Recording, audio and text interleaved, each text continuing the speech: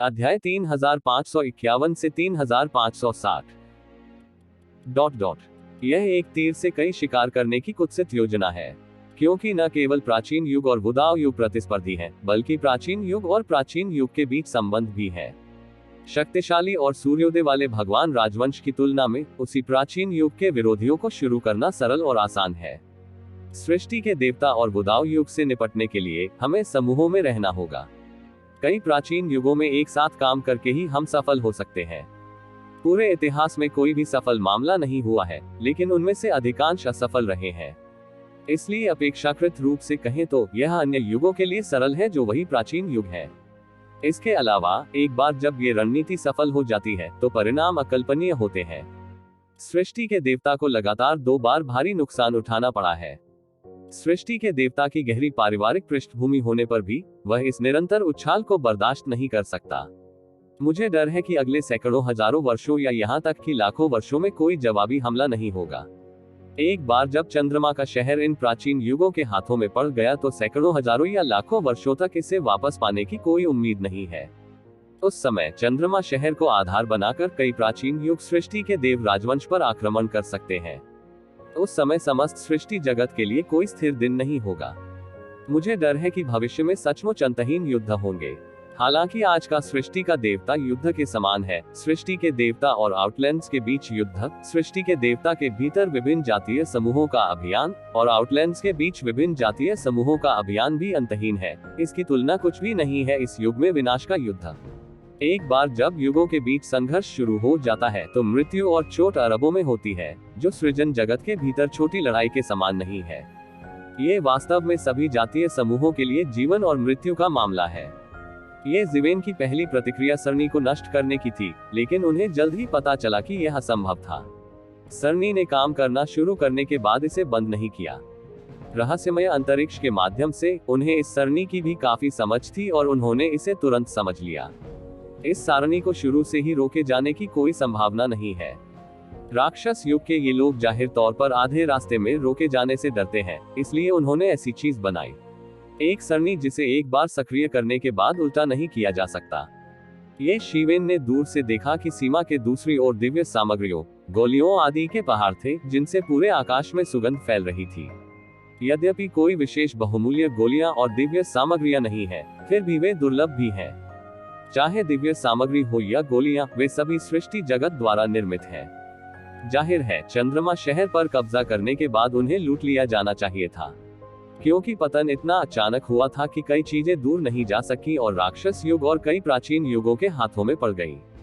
ये कहा जा सकता है कि प्रकाश केवल 1 महीने के शहर का नुकसान है जो अथाह है, लेकिन अब राक्षस युग के लोगों के लिए ये सस्ता है और राक्षस युग के लोग बड़े सरनी की मूल प्लेट बनाने के लिए इन बहुमूल्य दिव्य सामग्रियों और गोलियों का उपयोग करते हैं, जो बड़े सरनी को बनाए रखने के लिए मूल स्थान भी है। दूसरे शब्दों में, इन गोलियों और दैवीय सामग्रियों से ऊर्जा निकालने से अंततः पूरे समूह से फूटने वाली भयानक ऊर्जा बनती है। अनुमान है कि इसका सबसे कीमती हिस्सा बहुत पहले ही खाली कर दिया गया था। अब यदि आप इस सरणी के प्रकोप में देरी करना चाहते हैं तो आपको सारी ऊर्जा को अवशोषित करना होगा। ये ज़िवेन ने तुरंत इसके बारे में सोचा, लेकिन ये तरीका लंबे समय तक नहीं चल सकता। ये केवल युद्ध व्यूह के फैलने में देरी कर सकता है। इसे मेरे लिए तोड़ दो, ये सोचकर उसने तुरंत झिझकना बंद कर दिया। एक तेज दहाड़ के साथ गेंग जिन जुक्यूई से बना एक लंबा चाकू उसके हाथ में आया और उसे बेरहमी से काट दिया।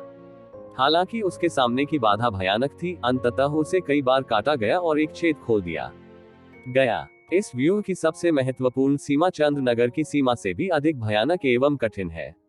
ये ज़िवेन सीधे सीमा के दूसरी ओर आ गए। सभी प्रकार की दिव्य सामग्रियों और गोलियों का ढेर पहाड़ों की तरह लगा हुआ है, लेकिन ये दिव्य सामग्री और गोलियां भी सभी प्रकार की सीमाओं और सरणियों से ढकी हुई हैं, जो बेहद बोझिल है। ये ज़िवेन एक नजर में देख सकते हैं कि यह एक और श्रृंखला सरणी है जो पूरे शरीर को प्रभावित करती है। तो उसने सीधे हवा में देखा। इन दिव्य सामग्रियों और गोलियों की ऊर्जा सीधे सरणी की महान शक्ति द्वारा खींची गई और ऊर्जा में बदल दी गई। ऊर्जा निकाले जाने के बाद प्रत्येक दिव्य सामग्री और गोली ढह गई और शून्य में बदल गई। ये सृष्टि के ईश्वर द्वारा कई वर्षों से संचित धन और विवरण है, लेकिन अब इनका उपयोग सृष्टि के ईश्वर की सेना से निपटने के लिए किया जाना है, जो अपने आप में एक बहुत ही हास्यास्पद और दुखद बात है। ये जीवेन का अंतहीन मन उसके शरीर में उमड़ पड़ा और फिर मौके पर एक विशाल हाथ में बदल गया और सीधे ऊर्जा को पकड़ लिया। बूम! ये बढ़ती ऊर्जा तुरंत ये जीवेन के बड़े हाथ के मार्गदर्शन में ये जीवेन के शरीर में प्रवाहित हुई। वह विशाल सागर की भांति व्यूह में समाया हुआ था। बुद्ध के शरीर की क्षमता के साथ भी मुझे लगा कि यह ऊर्जा अनंत थी और यह संपूर्ण सरणी का एक हिस्सा मात्र थी। संपूर्ण सरणी में 8 प्रकाश स्तंभ थे, जिनमें नियमों के बल के मार्गदर्शन में सरणी की गहराई में अंतहीन ऊर्जा प्रवाहित होती थी, निरंतर बचत, संचय, अंतिम प्रकोप तक। ये जीवेन ने अपनी ऊर्जा का कुछ हिस्सा बदल दिया। निश्चित रूप से उन्होंने महसूस किया कि पूरे सरणी की संचालन गति बहुत धीमी हो गई है, लेकिन यह अकेला पर्याप्त नहीं है। यह ऊर्जा ये जीवेन के शरीर में दौड़ गई। यह इतना हिंसक था कि इसे सीधे अवशोषित करने का कोई रास्ता नहीं था, या ये जीवेन की अपनी अवशोषण क्षमता के साथ बदलने में बहुत देर हो चुकी थी। यह सर्वाधिक उग्र एवं अव्यवस्थित अराजक गैस से भी कहीं अधिक उग्र है। इस ऊर्जा को सरलतापूर्वक और मोटे तौर पर निकाला जाता है और फिर सरणी की गहराई में भेजा जाता है। वैसे भी अंत में सरणी फट जाएगी। ऊर्जा जितनी अधिक हिंसक और अव्यवस्थित होगी, उतना ही अच्छा होगा। लेकिन अब ये तुम जीवेन के लिए कड़वा है। ये जीवेन के पास इसका केवल एक हिस्सा अवशोषित करने का समय था और बाकी उसके शरीर में व्याप्त था। ये जीवेन की शारीरिक ताकत के साथ भी उसके शरीर की सतह घने सुनहरे रक्त मोतियों से व्याप्त होने लगी, जो सभी आंतरिक अंगों, केशिकाओं और कोशिकाओं को फाड़ चुकी थी। हालांकि ये जीवेन भी ठीक होने की पूरी कोशिश कर रहा है, लेकिन वह शरीर की चमकती गति के साथ टिक नहीं पा रहा है। नहीं, अगर ऐसा ही चलता रहा तो मैं भी इसके साथ फट जाऊंगा और मर जाऊंगा, ये जीवेन ने गुप्त रूप से कहा। इस सरणी की ऊर्जा का उपयोग सृष्टि के देवता की पूरी सेना को नष्ट करने के लिए किया जाता है। इसमें निहित ऊर्जा कितनी भयानक है, इसकी कल्पना की जा सकती है। यदि आप एक साधारण ईश्वर को बदलते हैं, भले ही आप उसके जैसी ही स्थिति में हो, तो आप जल्द ही विस्फोटित होकर मर जाएंगे और आप इसे बिल्कुल भी पकड़ नहीं पाएंगे। जब ये जीवेन पीछे हटने वाला था, अचानक उसे एक और बात सूझी। हालांकि यह ऊर्जा अव्यवस्थित थी, फिर भी ये पर्याप्त हिंसक नहीं थी। वह इसे आत्मसात नहीं कर सका और इसे सफलता में नहीं बदल सका। हालांकि इसका मतलब यह नहीं है कि इसका उपयोग करने का कोई तरीका नहीं है। इस समय वह सीधे शांत हो गए और उनके शरीर में ऊर्जा का प्रवाह भी बढ़ने लगा। ये योग्यता और सदाचार की क्यूई के अलावा और कुछ नहीं है। मूलतः वह सद्गुण के शरीर का सफलतापूर्वक अभ्यास करना चाहता था। बहुत सारे समय के अलावा सबसे महत्वपूर्ण बात यह है कि अंततः इसका अभ्यास करने के लिए उसे अंतहीन ऊर्जा की आवश्यकता होती है, जो स्वयं भारी मात्रा में धन का उपभोग करेगी। मूल रूप से ये जीवेन इस बात को लेकर चिंतित थे कि इतनी बड़ी मात्रा में धन कहां से प्राप्त किया जाए।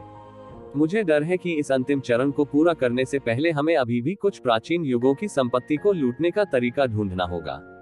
अब इसकी बिल्कुल भी जरूरत नहीं है। यही अवसर हमारे सामने है। हालांकि अब ये बहुत खतरनाक था। उसने जोखिम लेने का फैसला किया क्योंकि उसे लंबे समय से लाल अभ्यास शैतान को आते हुए नहीं मिला था। जाहिर है, लाल अभ्यास शैतान ने भी सोचा कि वह फंस गया है और उसमें मर गया। साधारण स्वर्गीय गुरुओं की ताकत से वे इस बाधा को बिल्कुल भी नहीं तोड़ सकते। वे सचमुच इसमें फंस जाएंगे। हालांकि वह नहीं जानता कि ये जीवेन के पास गेंग जिन्सु क्यूई जैसा तेज और अद्वितीय देवता और सर्वोच्च पूर्वज फू जैसा शक्तिशाली कार्ड है। दूसरों के लिए वे जीवन भर जेल में फंसे रहेंगे, लेकिन उसके लिए यह इतना भयानक नहीं है। उसे पूरा यकीन है कि लाल अभ्यास शैतान को यहाँ की स्थिति का पता नहीं है। उस स्थिति में इसे आजमाएं। एक बार जब वह सद्गुण के शरीर का सफलतापूर्वक अभ्यास कर लेता है, तो लाल अभ्यास शैतान द्वारा उसे आसानी से चोट पहुंचाने की संभावना नहीं होती है और वह लाल अभ्यास शैतान के सामने पीछे हट सकता है। ये सोचकर तू जीवेन ने तुरंत झिझकना बंद कर दिया, एक सील सूत्र गूंथ लिया और प्राचीन सूत्र के अनुसार मंत्र पढ़ा।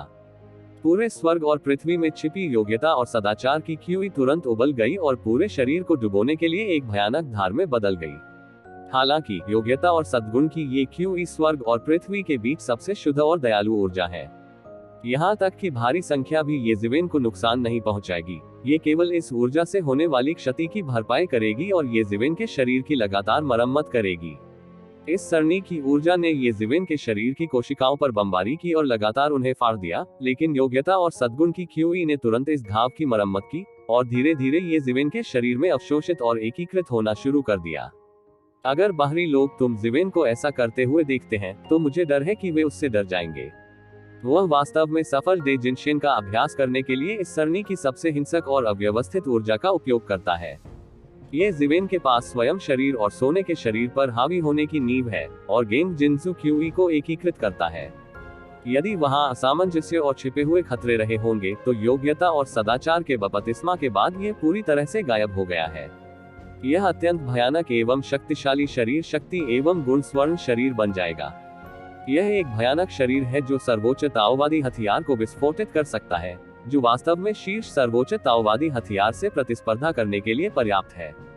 धीरे धीरे ये जिवेन का शरीर एक प्रकार के पवित्र और शांतिपूर्ण सुनहरे रंग से भर गया। योग्यता के सुनहरे शरीर का धीरे धीरे अभ्यास किया जाने लगा और शुरुआत से ही एक छोटे से हिस्से ने जल्द ही उसके पूरे शरीर को ढक लिया।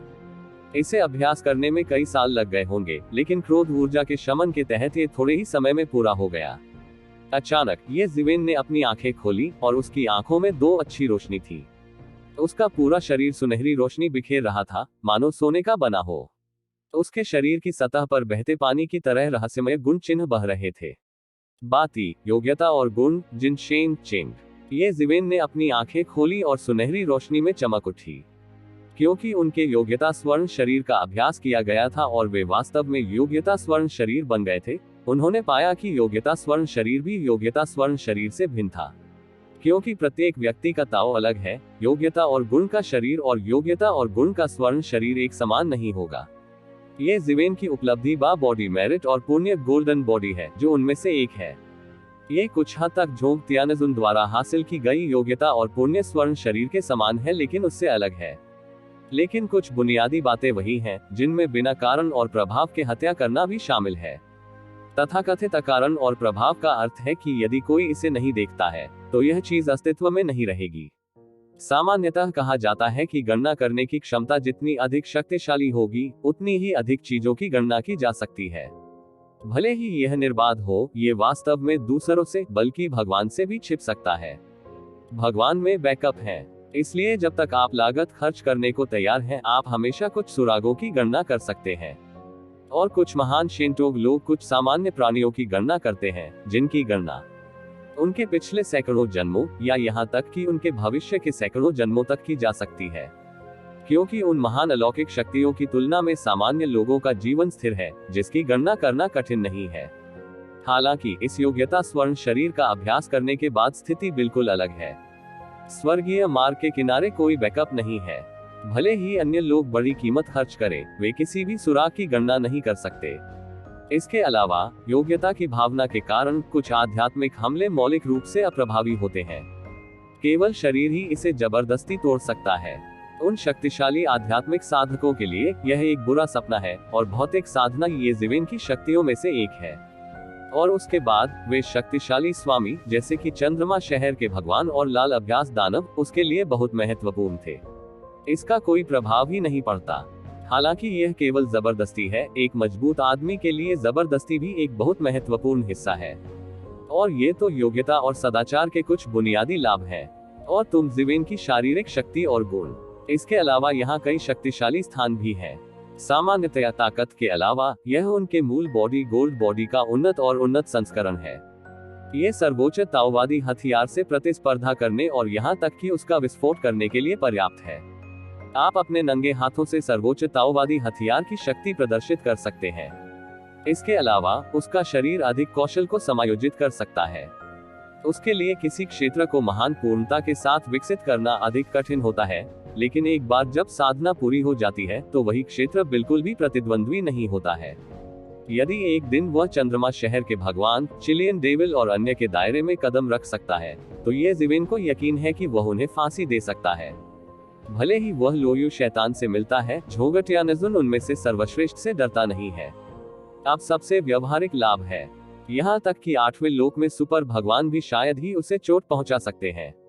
अब जब तक ये जिवेन चिली शैतान के शक्तिशाली अस्तित्व का सामना नहीं करता है, तब तक उसे लगभग निडर कहा जा सकता है। यदि वह ऐसा करता भी है तो वह पीछे हट सकता है। यदि वह योग्यता और गुण के साथ एक धमकाने वाला शरीर बन गया था और लाल अभ्यास दानव से मुलाकात की थी, भले ही वह उसका प्रतिद्वंद्वी नहीं था, वह मार सकता था और पीछे हट सकता था। ये गुण और गुण से युक्त ध्वंस शरीर का आधिपत्य स्थान है। लेकिन अब इस शारीरिक शक्ति और गुण स्वर्ण शरीर का अभ्यास करने में देर नहीं हुई है। जब तु जिविन ने चारों ओर देखा तो बड़ी सरनी अभी भी चल रही थी। हालांकि जिस क्षेत्र में वह स्थित है वह स्पष्ट रूप से अन्य स्थानों की तरह तेजी से काम नहीं करता है। अभी इस बड़े समूह द्वारा संचालित लगभग आधे संसाधन ये जिवेन द्वारा जब्त कर लिए गए थे। अन्य भागों के विकास और संचालन को बनाए रखने का कोई तरीका नहीं है। इस समय उसे अधिकाधिक यह अनुभव हो रहा है कि संपूर्ण व्यू में दौड़ने वाली ऊर्जा धीरे धीरे बढ़ती जा रही है। इस समय उन्हें शरीर बल और पुण्य स्वर्ण शरीर प्राप्त हुए 3 दिन और 3 रात हो गए थे। उन्होंने विशाल सरणी के संचालन का समर्थन करने वाली ऊर्जा की बदौलत केवल 3 दिनों में शारीरिक शक्ति और गुण स्वर्ण शरीर हासिल कर लिया है। ये जिवेन ने मोटे तौर पर अनुमान लगाया कि यह 20 से अधिक किंग स्तर की ड्रैगन नसें थी। उनके लिए ये संपत्ति अकेले इकट्ठा करना कोई साधारण बात नहीं होगी। भले ही आपको 20 किंग लेवल ड्रैगन नसें मिले, इसे परिष्कृत होने में भी सैकड़ों वर्ष लग जाते हैं। अतः शारीरिक आधिपत्य, योग्यता और नैतिकता का स्वर्णिम शरीर प्राप्त करना संभव है। अब उस ऊर्जा को परिष्कृत करने के कठिन प्रयास की प्रक्रिया में ये हासिल किया गया है। ये कहा जा सकता है कि दुर्भाग्य और आशीर्वाद एक दूसरे पर निर्भर करते हैं। इस समय सरणी के केंद्र में एकत्रित ऊर्जा ने ये जिवेन को पीला कर दिया है। यदि वह व्यू फूटने तक यही रुका रहा तो मर जाएगा। यहाँ तक कि अगर वह बदमाश बन भी जाए तो उसके सोने के शरीर को तुरंत मार दिया जाएगा। उसका जिक्र करने की जरूरत नहीं है। यहाँ तक कि चंद्रमा शहर के मालिक झोंकटेन जून और चिली दानव जून भी मारे जाते हैं जब उन पर इस करीबी स्थिति में बमबारी की जाती है। बचना बिल्कुल असंभव है। ये जिवेन ने तुरंत जाने का फैसला किया। अब इसके बारे में सोचें, वह पहले आम तौर पर बहादुर नहीं था। आप जानते हैं, अगर ये व्यू शिवेन की खेती पूरी करने से पहले ही फट जाता तो उसे पता नहीं चलता कि कैसे मरना है। ये जिवेन वास्तव में तथाकथित धन और खतरे के बारे में पूरी तरह आश्वस्त है। चूंकि दानव युग सृष्टि के देवता की पूरी सेना को पकड़ना चाहता है, इसलिए कम समय में बड़े समूह को विस्फोटित करना असंभव है। यदि आप इस समय बड़े समूह में विस्फोट करते हैं तो आपके पिछले सभी प्रयास व्यर्थ हो जाएंगे। ऐसे साधनों के साथ उन्हें लागू करने का दूसरा मौका मिलना मुश्किल है। बेशक हमें एक समय में पर्याप्त पैसा कमाना चाहिए। तो तु जिवेन ने अनुमान लगाया कि जब भाग्य के देवता के सम्राट ने चंद्रमा शहर पर हमला किया तो उसे सावधान रहना चाहिए। हालांकि बड़े एरे की वर्तमान स्थिति को देखते हुए मुझे डर है कि यह लंबे समय तक नहीं टिकेगा, भले ही यह इस बड़े एरे के साथ काम करता हो। विशाल व्यू की दमन शक्ति अधिकाधिक हिंसक एवं शक्तिशाली होती जा रही है। इस स्थिति के अनुसार अंत में इसका विस्फोट होगा। इस विस्फोट के प्रभाव को अधिकतम करने के लिए दानव युग निश्चित रूप से सृष्टि के देवता की सेना को मुक्त करने का एक रास्ता खोज लेगा। सबसे अच्छा तरीका है परास्त करना। वास्तव में भले ही दानव युग ने पानी छोड़ने की पहल नहीं की हो, ये जिवेन द्वारा देखी गई स्थिति के अनुसार चंद्रमा शहर में प्रत्येक प्राचीन युग की ताकत के अनुसार पतन केवल समय की बात है। राक्षस युग में पानी छोड़ने से निश्चित रूप से इस प्रक्रिया में काफी तेजी आएगी। इसलिए तु जिवेन के लिए समय ज्यादा नहीं बचा है, क्योंकि उसे झोंगत्यानजुन को सूचित करना होगा कि वे खाली कर देंगे। यदि भाग्य के देवता की महान सेना को भारी नुकसान उठाना पड़ा तो इससे उसे कोई फायदा नहीं होगा। ये सोचते ही ये जिवेन चिल्लाया। उसका पूरा शरीर सुनहरी रोशनी से ढक गया और एक लंबा चाकू एक लंबे चाकू में बदल गया। एक चाकू ने सुरक्षात्मक आवरण पर एक बड़ा छेद कर दिया, लेकिन गठन के समय छेद धीरे धीरे सिकुड़ रहा था और सरणी का आत्म सुरक्षा तंत्र शुरू हो गया था। जब छेद अभी भी वही था, ये जिवेन बाहर निकली और एक पल में छेद में गायब हो गई। जब ये जिवेन चंद्रमा शहर में फिर से प्रकट हुए तो उन्होंने पाया कि मूल रूप से चिपकी हुई स्थिति पूरी तरह से सृजन के देवता के अनुकूल होने लगी थी। शहर की अधिकांश दीवारों पर कब्जा कर लिया गया था और अधिकांश सीमा और सरणी का काम शुरू नहीं किया गया था। ये जिवेन के अनुसार ऐसा इसलिए हो सकता है क्योंकि उसने लंबे समय तक चंद्रमा शहर पर कब्जा नहीं किया था, इसलिए कई सीमाएं और सरणी नहीं अपनाई गईं, लेकिन अब ऐसा लगता है कि यह एकमात्र कारण नहीं है। मुझे डर है कि यह राक्षस युग का इरादा है। मैं इसे वैसे भी नहीं रख सकता, चाहे मैं इसे अपने दिल से शुरू करूं या नहीं, ये समान है। इस बार क्यों बर्बाद करें। अब भाग्य के देवता द्वारा धीरे धीरे शहर की दीवार क्षेत्र पर विजय प्राप्त करने के साथ लाभ अधिक से अधिक स्पष्ट हो गया है। देव वंश की शक्ति ही इन प्राचीन युगों से कई गुना अधिक है। इस समय मात्रा का लाभ तीक्ष्ण एवं विशद रूप से परिलक्षित होता है। ये लगभग ऐसा है कि ये प्राचीन युग हार रहे हैं और पीछे हट रहे हैं, और यह बिल्कुल भी प्रतिद्वंद्वी नहीं है। यदि ये जीवन ने शुरुआत में ये दृश्य देखा होता तो वह बहुत खुश होता, लेकिन अब वह केवल बेहद खतरनाक महसूस करता है। सृष्टि के ईश्वर की सेना जितनी अधिक आगे बढ़ती है, वह उतनी ही अधिक खतरनाक होती है। चंद्रमा शहर के शीर्ष पर भाग्य के देवता और राक्षस ताओ युग के राक्षस पूर्वज की आभासी छाया अभी भी लड़ रही है। हालांकि दो उत्कृष्ट ताकतवर लोगों में से कोई भी मौजूद नहीं है, बस दोनों पक्षों द्वारा छोड़े गए मास्टर ताओवादी उपकरणों के बीच लड़ाई लोगों को ये समझ सकती है कि वे कितने भयानक हैं और लोगों को उनकी शैली की सराहना करने पर मजबूर कर सकते हैं। बस ऐसी लड़ाई को बनाए रखने के लिए हर मिनट और सेकंड को अंतहीन धन का उपभोग करने की आवश्यकता है। भाग्य का देवता धनी और शक्तिशाली है, लेकिन दानव युग भी कायम है। यदि इस समय कोई ढह गया तो परिणाम अकल्पनीय होंगे। हालांकि इस समय ये जीवन को ऐसा लग रहा था कि यह स्पष्ट रूप से राक्षस युग का भेष था। अचानक तू जीवन ने देखा कि टेरान सेना हार गई और पीछे हट गई, और जल्द ही शहर की दीवार के पास पीछे हट गई। उनके सामने एक शक्तिशाली स्वर्गीय प्रतिमा ने टेरान को लगभग एक हाथ से हरा दिया, और लाखों सैनिक दिन ब दिन पीछे हटते गए। लापरवाही से चलने वाला भयानक तूफान पूरी दुनिया को टुकड़े टुकड़े कर सकता है। इस तूफान के तहत टेरान सेना को भारी नुकसान होगा, भले ही उनके लिए ये जीवन द्वारा तैयार किए गए ताबीज हो। टेरान सेना के सामने बियान शियाओयू है। मानव सम्राट और जेंटियन लेहुआंग अपने मन को जला रहे हैं और पागलों की तरह लड़ रहे हैं। इस समय केवल वे ही अपने सामने की मूर्ति से बमुश्किल प्रतिस्पर्धा कर सकते हैं, लेकिन फिर भी इस भगवान के सामने उनके पास अभी भी वापस लड़ने की कोई शक्ति नहीं है। लेकिन इस भगवान ने बिल्कुल भी अपना सर्वश्रेष्ठ प्रयास नहीं किया, बस उनके साथ चालें खेल रहा है। फिर भी उन्हें हरा दिया और बिल्कुल भी प्रतिस्पर्धा नहीं कर सके। विशेष रूप से जेंटियन लेहुआंग, जो अग्रिम पंक्ति में खड़े थे, को एक प्रकार की निराशा महसूस हुई। वह अपने सामने ईश्वर से केवल एक दायरे की दूरी पर था, एक शिखर सम्राट और एक पहले क्षेत्र का देवता, लेकिन उनकी ताकत एक दूसरे से बहुत अलग है। सिर्फ एक क्षेत्र है। उसका सामना करना यह एक सामान्य प्राणी की तरह है जो भगवान से मिल रहा है और उसके पास वापस लड़ने की कोई शक्ति नहीं है। इस समय उसे गहरी निराशा महसूस हुई। बस एक कदम का अंतर है, लेकिन एक दूसरे के बीच का अंतर उतना ही है। यदि दूसरी तरफ केवल एक ही व्यक्ति है तो पूरी टेरान सेना दिन ब दिन पीछे हटती जाएगी, और यह वास्तविकता है। पहले जेंटियन लेहुआन केवल सहज रूप से जानता था कि सम्राट की तुलना में बहुत अधिक शक्तिशाली था, लेकिन अब वह वास्तव में महसूस कर सकता है कि सम्राट कितना भयानक है। सम्राट और सम्राट के बीच का अंतर स्वर्ग और पृथ्वी के बीच के अंतर के समान है, सामान्य मनुष्यों और सम्राट के बीच के अंतर की तरह और भी बड़ा। इस समय उन्होंने ये जीवन की पिछली वीरतापूर्ण उपलब्धियों को याद किया और एक स्वर्गीय मूर्ति को टुकड़े टुकड़े कर दिया। हालांकि लोगों को पहले ही लग गया था कि ये उपलब्धि बेहद भयानक और अविश्वसनीय है। हालांकि सम्राट के साथ वास्तविक लड़ाई के बाद ही हम समझ पाएंगे कि सम्राट और सम्राट के बीच कितना बड़ा अंतर है, और ये जीवन कितना बड़ा चमत्कार करने में सफल हो सकता है, जिसकी आम लोग कल्पना भी नहीं कर सकते। एक पल के लिए जेंटियन लेहुआंग थोड़ा विचलित हो गया था, लेकिन उस पल में उसके मानव सम्राट और चंद्रमा सम्राट बियान शियाओयू से बनी संरचना में एक बड़ी खामी थी। उसके सामने भगवान ने बस उपहास किया और एक उंगली नीचे लुढ़क गई। यह उंगली अनगिनत पवित्र पवन तावीजों से बनी है। यह पवित्र वायु युग का देवता है। यह एक और प्राचीन युग है।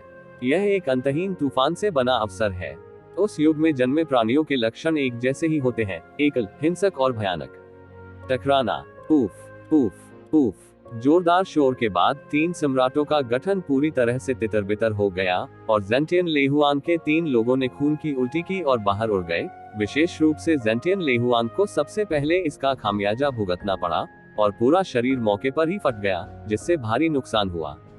घाटा। उनके पीछे भी कई टेरान सेनाओं को नुकसान उठाना पड़ा और फंसाया गया। अपनी ताकत को ज्यादा आंको, कामिकेज युग के सम्राट ने व्यंग्य किया। हालांकि संपूर्ण प्राचीन युग की गठबंधन सेना हार गई थी, फिर भी वह उसके पक्ष में थी। हालांकि इसने लगातार बढ़त हासिल की है।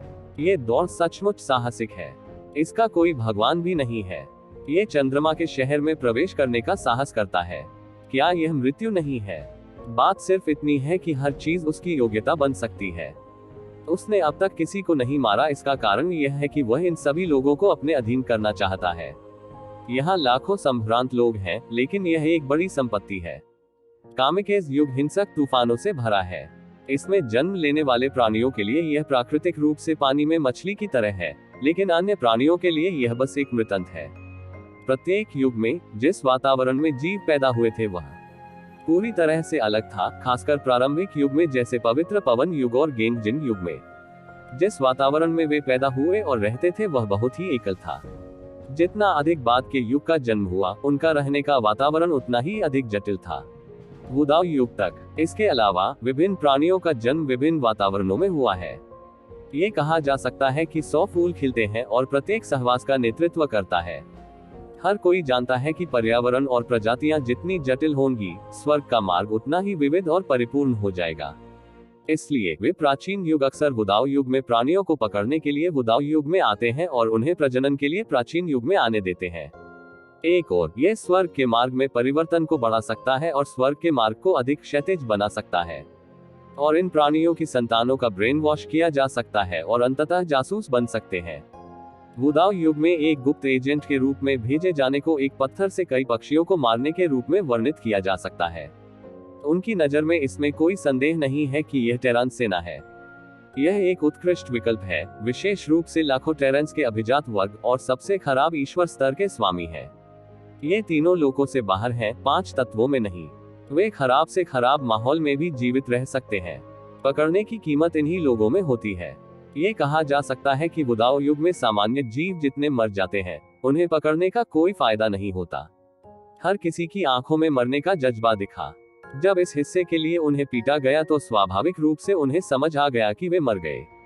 वे लंबे समय से स्वर्गीय गुरु की भयानकता को जानते थे, लेकिन उन्हें उम्मीद नहीं थी कि वे युद्ध की स्थिति को पूरी तरह से बदल सकते हैं।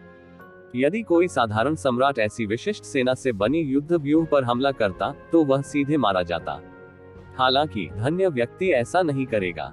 यही अंतर है। जब तक आप मेरे साथ पवित्र पवन युग में जाने के इच्छुक हैं, मैं वादा करता हूं कि मैं तुम्हें नहीं मारूंगा। मैं पवित्र पवन युग में आपके लिए पनपने के लिए एक जगह खोलूंगा।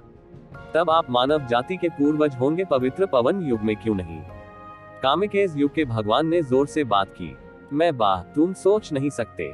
जब तक हमारे पास एक भी सांस बाकी है, ये बिल्कुल असंभव है। बियान जियाओयू ने थूका और कहा, क्या आप हमारे टेरांस को धमकाते नहीं हैं? जब मेरा मालिक वापस आएगा तो आप मर जाएंगे। ये सुनकर कि बियान शियाओयू इस समय आ गया है, वह अभी भी आत्मसमर्पण करने को तैयार नहीं था। दिव्य पवन युग की आंखों में भयानक रोशनी चमक उठी। अपनी ताकत मत मापो। चूंकि तुम मरना चाहते हो, मैं तुम्हारी मदद करूंगा। दिव्य पवन युग तियानजुन की भयानक सांस जारी की गई थी।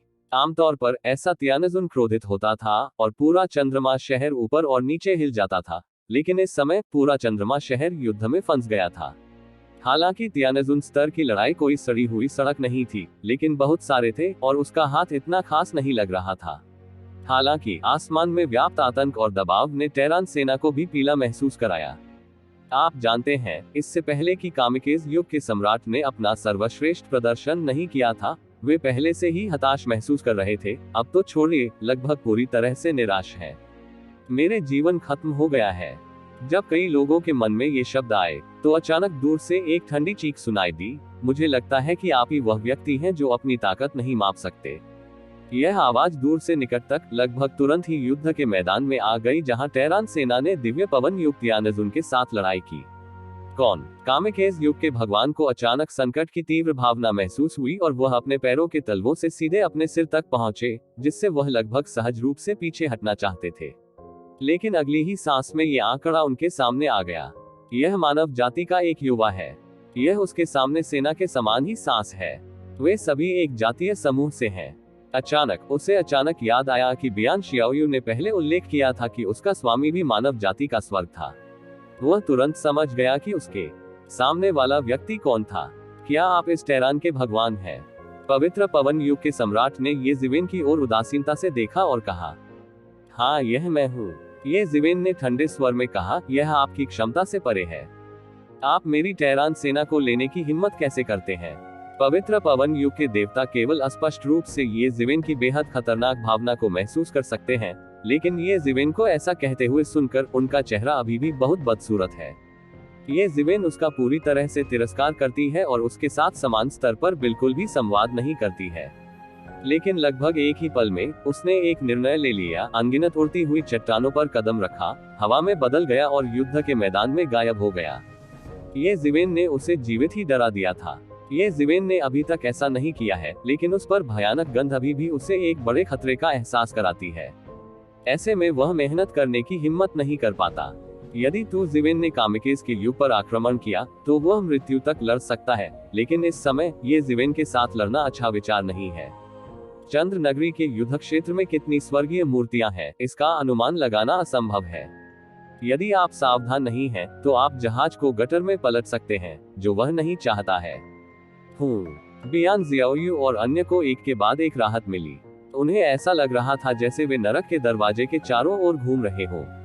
उस तरह की निराशा अभी भी उन्हें अपने और ईश्वर के बीच के अंतर को याद और समझने में मदद मिलती है। हालांकि इतने शक्तिशाली भगवान को शिंग शिंग ने ये जीवेन के सामने डरा दिया था। भले ही उनमें कोई कदम उठाने का साहस नहीं था, लेकिन उन्हें गहराई से एहसास हुआ कि ये जीवेन अब कितनी मजबूत है। मास्टर बियान जियाओयू ने बस अपना मुंह खोला और बहुत खुश महसूस किया। अचानक ये जीवेन ने उपहास किया और चिल्लाया, क्या आप जाना चाहते हैं? मुझे लगता है कि आपके लिए इसके बारे में सोचना बहुत आसान है। चूंकि आप यहाँ हैं, कृपया मेरे लिए रुकें। ये जीवेन ने कहा। जैसे ही उसकी आवाज गिरी, उसके बड़े हाथ ने अचानक उसे पकड़ लिया। ये और भी बड़ा होता गया। वह हवा में उठी और चंद्रमा के शहर के ऊपर अंतरिक्ष में एक बड़ी दरार को फाड़ते हुए पूरे आकाश में बिखर गई। आपको पता होना चाहिए कि चंद्रमा शहर का स्थान अतुलनीय रूप से ठोस है। भले ही वह स्वर्गीय गुरु होगा, उसे तोड़ना मुश्किल है। इसे इतनी आसानी से समझना तो दूर की बात है। इसमें बहुत ज्यादा मैना का उपयोग भी नहीं होता है। उसने बस उसे अपने ही मांस से अलग कर दिया। ये कितनी भयानक बात है। तो जीवेन ने अब जिन गुणों और सद्गुणों का अभ्यास किया है वे शक्तिशाली हैं। दरार में कामिकेज युग के देवता की आकृति दिखाई दी, जो अभी अभी भाग निकला था। जब वह उप अंतरिक्ष में भाग गया तो उसे ये जीवेन ने पकड़ लिया। अंतहीन उपस्थान में तो जीवेन ने इसे आसानी से पहचान लिया। दिव्य पवन युग भगवान को तुरंत लगा कि उनका आयामी स्थान टूट गया है और लगभग उनके आधे जीवन को नहीं डराया। उसने यह नहीं सोचा कि वह इतनी दूर भाग निकला और पकड़ा गया। फिर तो जीवेन के बड़े हाथ ने बिल्कुल पहाड़ के नीचे एक बाघ की तरह उसे पकड़ लिया। पवित्र पवन युग के देवता गरजे, मैं तुमसे लड़ूंगा। अपनी पूरी ताकत के साथ उसके पूरे शरीर का मन जल रहा था। एक भयानक झटके में बदल गया और ये जीवेन के बड़े हाथ को पकड़ लिया, लेकिन उसके बड़े हाथ पर एक उथला निशान छोड़ने के बाद ही वह रह गया और वह खुद ये जीवेन द्वारा पकड़ा गया और कुचल दिया गया टुकड़ों में। कामिकेज युग का देवता समय रहते ही चिल्लाया और फिर उसे मौके पर ही मार दिया गया। बस एक साधारण चुटकी में उसे कुचलकर मार डाला गया। ये जीवेन का चेहरा उदास था, मानो उसने किसी छछूंदर चींटी को कुचल दिया हो, जो उसके लिए मुश्किल नहीं था। बियान जियाओयू, सम्राट रेनहुआंग और सम्राट ज़ेंटियन लेहुआंग के लिए पवित्र पवन युग के देवता वास्तव में शक्तिशाली हैं, बिल्कुल स्वर्ग के रास्ते की तरह, जिससे बिल्कुल भी लड़ा नहीं जा सकता। लेकिन उसके लिए वह पहले दायरे में सिर्फ एक देवता है। हालांकि उसने लंबे समय से स्वर्ग के दायरे में कदम रखा है, वह वास्तव में ये जीवेन से कमतर है, जिसने अभी अभी स्वर्ग के दायरे में कदम रखा है। अब इसका उल्लेख नहीं किया गया है। यह शायद ही अस्तित्व का एक स्तर है। आज की ये जीवेन बहुत मजबूत है। सीनियर तियानेजुन की युद्ध प्रभावशीलता में कदम रखने के बाद वह इन जूनियर तियानेजुन के समान दुनिया में नहीं है। इस समय उन्हें समझ आ गया था कि सृष्टि के देवता में केवल कुछ ही स्वर्गीय स्वामी क्यों थे, जो दक्षिण पूर्व, उत्तर पश्चिम और उत्तर पश्चिम क्षेत्रों में सभी मजबूत परिवारों और सुपर धर्मों को अपने दम पर दबा सकते थे। यहाँ तक कि बाहरी क्षेत्रों में सुपर परिवारों को भी केवल दृढ़तापूर्वक दबाया जा सका, क्योंकि एक शीर्ष विशेषज्ञ का वजन उतना शक्तिशाली नहीं होता जितना आम लोग कल्पना कर सकते हैं। वे तियानेजुन भी हैं और उनमें समान ताकत का अंतर है। अब तो जीवेन में भी इस तरह कुचलने की ताकत है। ये दृश्य देखकर, चाहे वह बस बोलने ही वाला था या ज़ेंटियन लेहुआंग और अन्य जो अपना मांस बरामद कर रहे थे, वे दंग रह गए। उन्हें इस पर विश्वास ही नहीं हो रहा था। उन्हें अपने सामने के दृश्य पर विश्वास ही नहीं हो रहा था। ये सिर्फ एक मजाक था। कामिकेज युग के शक्तिशाली भगवान, जिन्होंने उन्हें एक खोए हुए कुत्ते की तरह पीटा था, ये जीवेन के सामने एक छछूंदर चींटी की तरह कुचल दिया गया था। इसने उनके संज्ञान को पूरी तरह से विकृत कर दिया है। स्वर्गीय सत्ता के बारे में उनकी अनुभूति बहुत अस्पष्ट है। वे केवल यही सोचते हैं कि सभी स्वर्गीय प्राणी, यहाँ तक कि सबसे कमजोर भी, उनके लिए बहुत शक्तिशाली है। हालांकि वे केवल ये जानते हैं कि उन्हें 1 से 9 क्षेत्रों में कैसे विभाजित किया जाए, लेकिन वे प्रत्येक क्षेत्र में ताकत के अंतर के बारे में बहुत कम जानते हैं। इसलिए ये ज़िवेन के बारे में उनकी समझ बहुत मजबूत थी, लेकिन उन्हें उम्मीद नहीं थी कि वह इतना मजबूत हो सकता है कि लगभग किसी को भी अपनी ताकत से कुचल सके। और इसकी तुलना उन्होंने 3 दिन पहले जो महसूस किया था, मजबूत। कुछ लोगों को 100 अंक मिलते हैं, यह उसकी ताकत है, जबकि अन्य को 100 अंक मिलते हैं क्योंकि पुरुष को केवल 100 अंक है। तुम ज़िवेन अब ऐसे ही हो। पवित्र पवन युग के देवता को मारने के बाद तू ज़िवेन ने आसानी से उसका मांस विश्व वृक्ष पर डाल दिया। एक मेधावी शरीर में अभ्यास करने के बाद ये ज़िवेन की कार्रवाई और भी हल्की है। यदि 3 दिन पहले उसने सफलतापूर्वक अभ्यास नहीं किया होता तो यह इतना भयानक नहीं होता। अब ये ज़िवेन लगभग कह सकते हैं कि वह 7वें लोक के शिखर पर शीर्ष स्वर्गीय देवता से कमतर नहीं है। सशक्त ही एकमात्र विशेषण है। उसकी आंतरिक दुनिया में विश्व वृक्ष पर विश्व वृक्ष का फल अधिक से अधिक सुंदर होता जा रहा है और किसी भी समय परिपक्व हो सकता है। एक बार जब ये परिपक्व हो जाता है तो इसका मतलब है कि ये ज़िवेन की ताकत फिर से तेजी से बढ़ेगी। मालिक बियान शियाओयू ने ये ज़िवेन की ओर देखा और उत्साह से कहा, ये ज़िवेन में ऐसी ताकत है कि वह सबसे ज्यादा उत्साहित है। हाँ, ये ज़िवेन ने थोड़ा सिर हिलाया, मुस्कुराया और कहा, मुझे देर हो गई, लेकिन आपने अच्छा किया। आपने उसकी ओर नहीं देखा। टेरान की रीढ़ सीधी होनी चाहिए। यह आप पर निर्भर करता है। चलने के बाद आप झुक नहीं सकते अपने घुटनों पर। मास्टर, मैं खुश हूँ। बियान शियाओयू मुस्कुराया और उसके सिर के पिछले हिस्से को छुआ। थोड़ा शर्मिंदा सा लगता है। केवल जब वह ये ज़िवेन का सामना करती है तो वह ऐसी छोटी बेटी की मुद्रा दिखा सकती है। ठीक है, मैं तुम्हारा इलाज करूंगा। तुम तुरंत जाओ और यहाँ से चले जाओ। जितना दूर उतना अच्छा, ये ज़िवेन ने कहा। फिर उसके हाथ हिलाने से उसकी उंगलियों के बीच अनगिनत सुनहरी रोशनी फूट पड़ी और सीधे आकाश में फीनिक्स में बदल गई। यह ज़ेंटिन लेहुआंग सहित हर घायल टेरान के विशिष्ट निकायों में उड़ गया। ये केवल एक क्षण था और यह 7 या 8 बार ठीक हो चुका था। महाराज, क्या हुआ? सम्राट को पहले एहसास हुआ कि कुछ बुरा हुआ होगा, अन्यथा तुम ज़िवेन ऐसा नहीं कहते। आप जानते हैं, ये ज़िवेन ने उन्हें बहादुरी से आगे बढ़ने, बहादुरी से लड़ने और सृजन के भगवान के लिए महान योगदान देने के लिए कहा था। उस समय उनका लाभ अपरिहार्य होगा। कितना समय बीत गया और यह पूरी तरह से बदल गया है। राक्षस युग ने इस शहर में स्वयं विस्फोट करने वाली एक श्रृंखला दफन कर दी है। एक बार जब ये टूट जाएगी तो इसके करीबी सभी लोग मर जाएंगे। यहाँ तक कि भगवान भी अपनी रक्षा नहीं कर सकते। आपकी तो बात ही छोड़िए। ये ज़िवेन ने भी उन्हें छुपाया नहीं और सीधे कहा।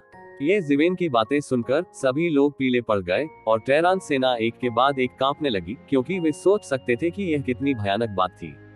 यदि राक्षस युग सफल हुआ तो उन्हें वास्तव में मृत कहा जा सकता है।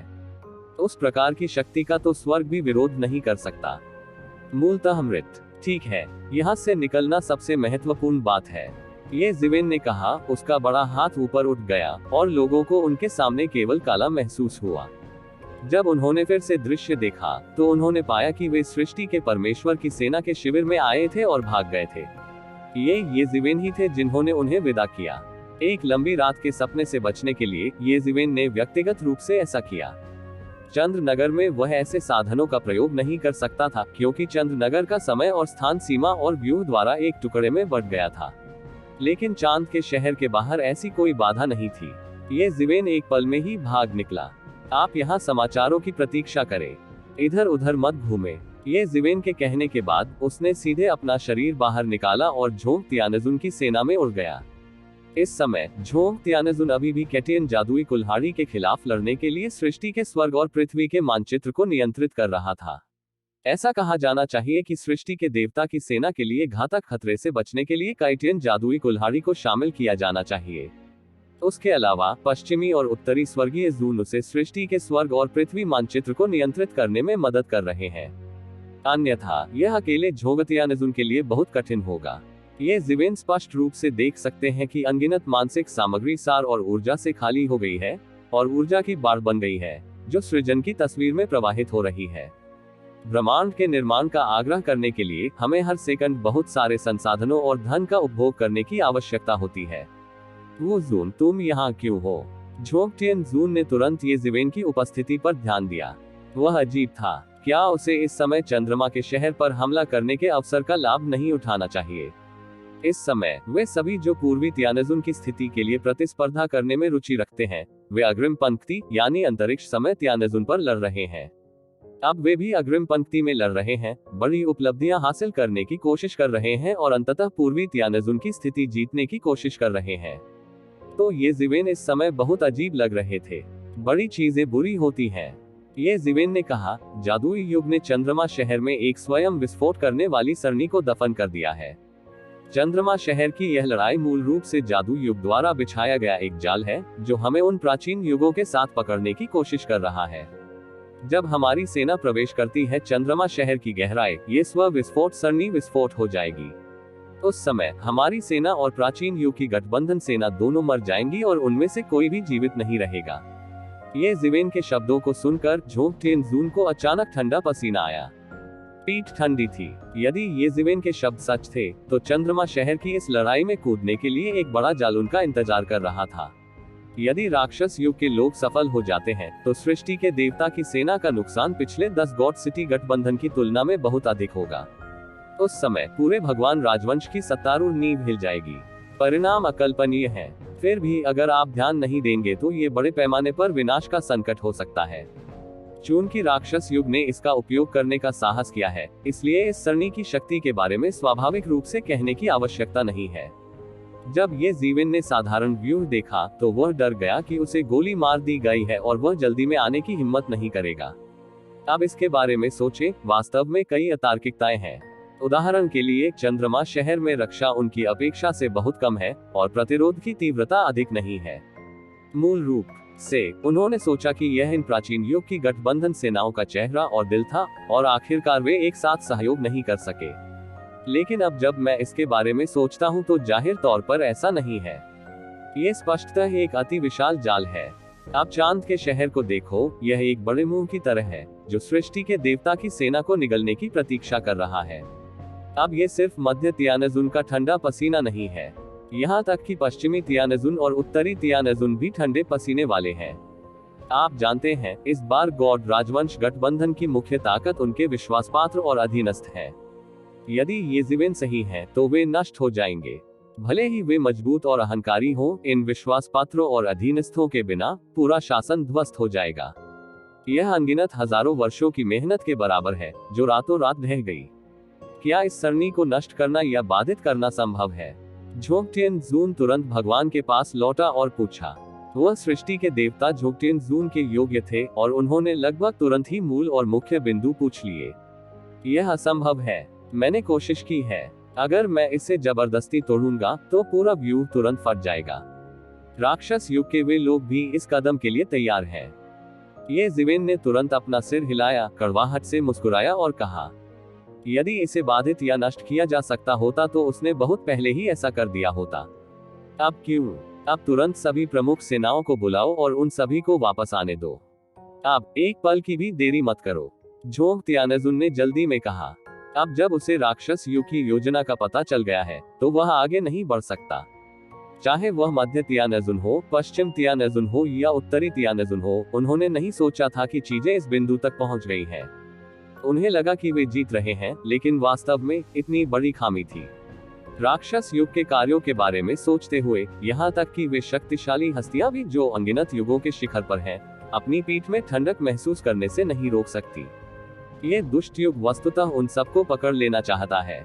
ऐसा करने के लिए उन प्राचीन युगों की सेनाओं को भी शामिल किया गया है। यदि क्रूरता की बात आती है, तो दुष्ट युग वास्तव में किसी से पीछे नहीं है। यही कारण है कि इतने सारे प्राचीन युगों में राक्षस युग ही उनके लिए सबसे बड़ा खतरा है। जीतने के लिए ये वो सब कुछ करेंगे जो इनके दृढ़ मन से नहीं बताया जा सकता। एक बार सफल होने पर परिणाम अकल्पनीय होते हैं। इस समय युद्ध के मैदान पर अंतरिक्ष समय तियानजुन ने बार बार गोली चलाई और उसके सामने एक प्राचीन युग के तियानजुन को हरा दिया। वह बिल्कुल भी उनके प्रतिद्वंद्वी नहीं थे। उनकी कमान के तहत यह उनके नेतृत्व वाली सबसे विशिष्ट सेना थी। इस बार झोंग टिएनजुन के सिंहासन पर बैठने के बाद यह एक लौह तथ्य है कि डोंग टिएनजुन की स्थिति खाली है और वह डोंग टिएनजुन की स्थिति में भी बहुत रुचि रखते हैं। हालांकि यह झोंग टिएनजुन से थोड़ा हीन है, ये सृष्टि के संपूर्ण देवता में सबसे प्रतिष्ठित लोगों में से एक है।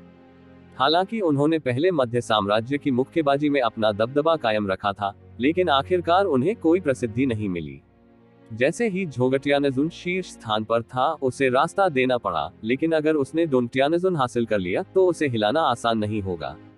उनकी राय में पूर्वी तियानजुन की स्थिति लगभग निश्चित है और वह भाग नहीं सकता। यह उस पर निर्भर है, लेकिन वह ये भी जानता है कि क्या यह मूल पूर्वी तियानजुन, दक्षिण तियानजुन, पश्चिम तियानजुन और उत्तरी तियानजुन है।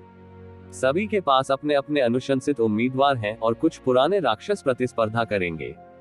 हालांकि वह डरते नहीं हैं, उन्हें सृष्टि के ईश्वर के लिए और भी योगदान देना चाहिए, ताकि उन लोगों के पास कहने के लिए कुछ न रहे।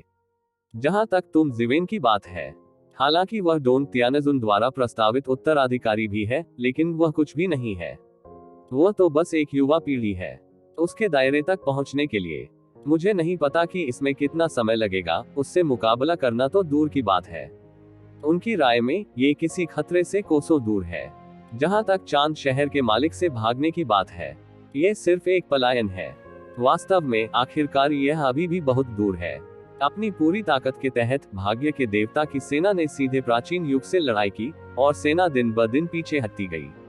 कुछ ही दिनों में उसने शहर की दीवार की सीमा और सरनी की सुरक्षा के बिना शहर की दीवार के क्षेत्र पर कब्जा कर लिया था।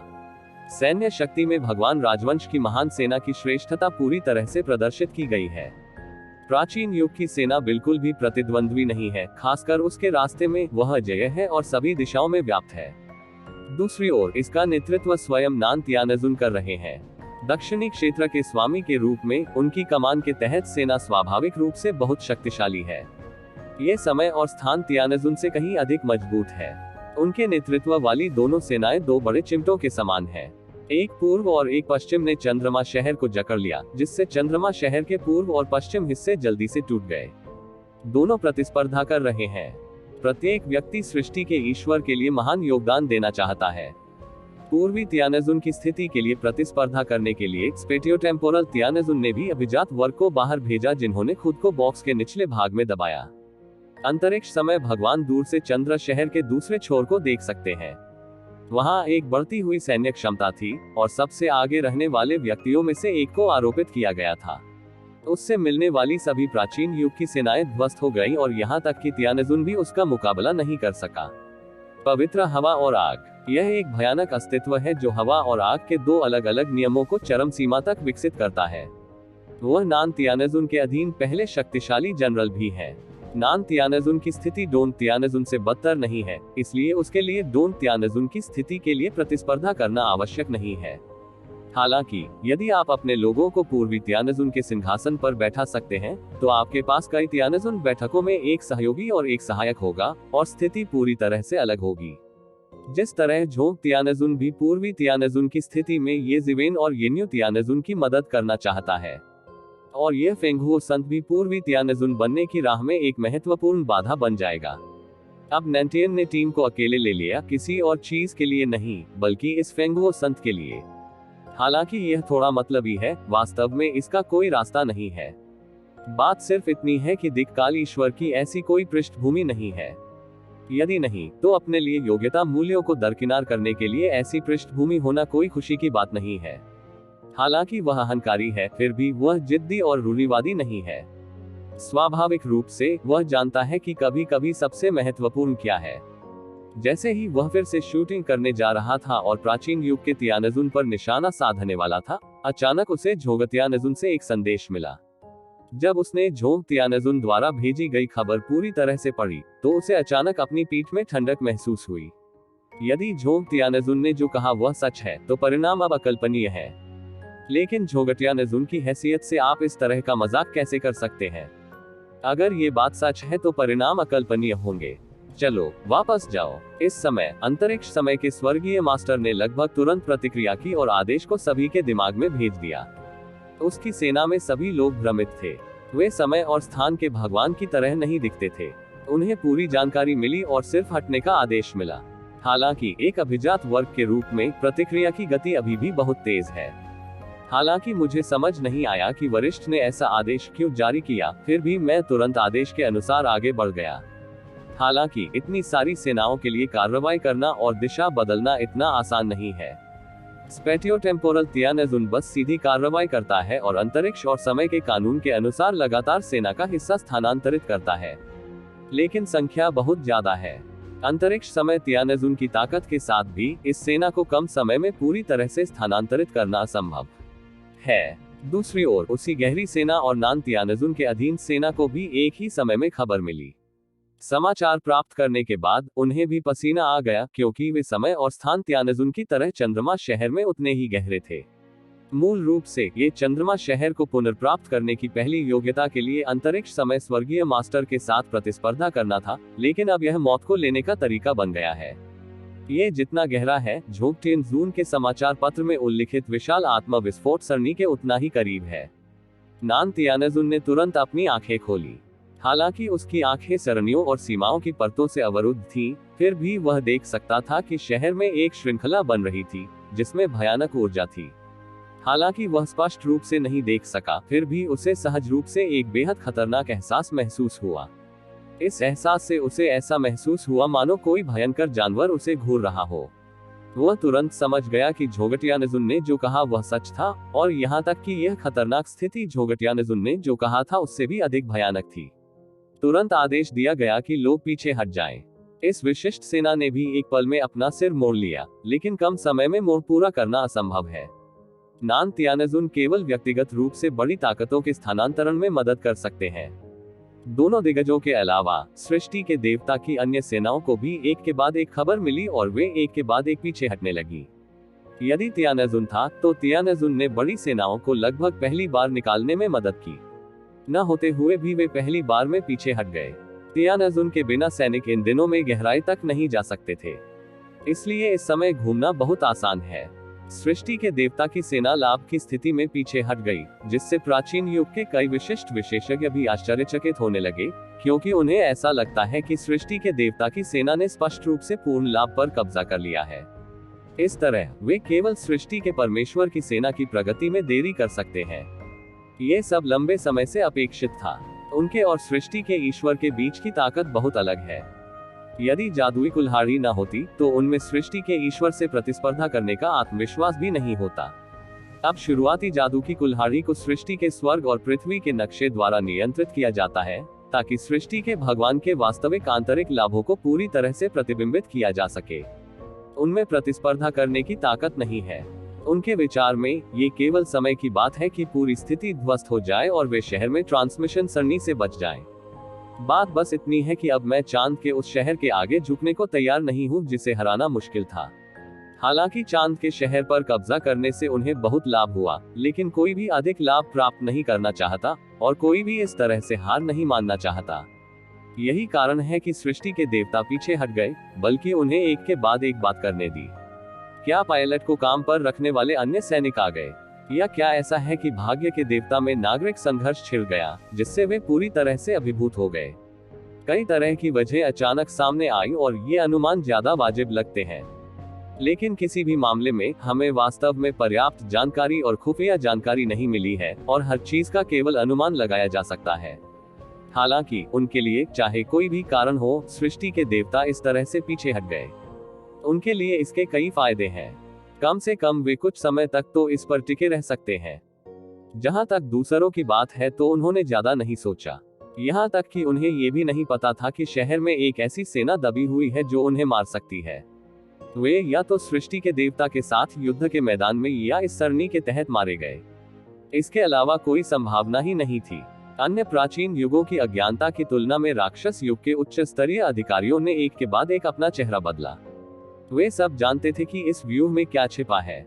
यहाँ सृष्टि के देवता का मार्गदर्शन करना आसान नहीं था, और वे वास्तव में पीछे हटने लगे। अचानक कुछ संवेदनशील लोगों ने अनुमान लगाया कि ये सृष्टि के देवता द्वारा खोजी गई कोई चीज हो सकती है। नहीं, उन लोगों को पता चल गया होगा। योजना पहले से शुरू करने की है। राक्षस युग के लोग मूर्ख नहीं होते। जब सृष्टि के देवता ने सभी लाभों पर कब्जा कर लिया तो उन्होंने इस तरह से हार मान ली। जाहिर सी बात है कि उन्हें कुछ गलत लगा। यह अन्य स्थानों से प्राप्त सुदृढ़ीकरण नहीं हो सकता। यदि यह अन्य स्थानों से सुदृढ़ीकरण है तो बस लोगों को परत दर परत विरोध करने के लिए भेजें। आप सुदृढ़ीकरण की गति को पकड़ सकते हैं और फिर एक झटके में चंद्रमा शहर पर कब्जा करने की पूरी कोशिश कर सकते हैं। इसलिए चाहे प्राचीन युग में सुदृढ़ीकरण आया हो या सृष्टि के देवता का नागरिक संघर्ष, सृष्टि के देवता की सेना को पीछे हटना असंभव है। इसके बजाय इसे सभी प्रयासों से जीता जाना चाहिए। आखिरकार इसने शहर पर आक्रमण कर दिया है और सफलता हमारे सामने ही है। भाग्य के देवता राजवंश में चाहे सुदृढ़ीकरण आए या नागरिक संघर्ष, यह कोई ऐसी चीज नहीं है जिसे एक डेढ़ क्षण में हल किया जा सके। इसके बजाय ये चंद्रमा शहर पर तत्काल हमले से अधिक महत्वपूर्ण है। तब केवल एक ही संभावना है, वो ये है कि शहर में विशाल व्यूह मिल गया है, अन्यथा सृजन के देवता ने यहाँ एक बड़ी कीमत पर हमला किया है और हार मानने का कोई कारण नहीं है। धिक्कार है, मुझे ढूंढ लिया गया और मैंने अपनी पूरी ताकत से शुरुआत की। लॉर्ड लुओ, जो जादुई कुल्हाड़ी को आकाश खोलने के लिए आग्रह करने के प्रभारी थे, ने तुरंत प्रतिबिंबित किया कि झोंगटियन जून को पहले से ही बड़े सरनी के बारे में पता था।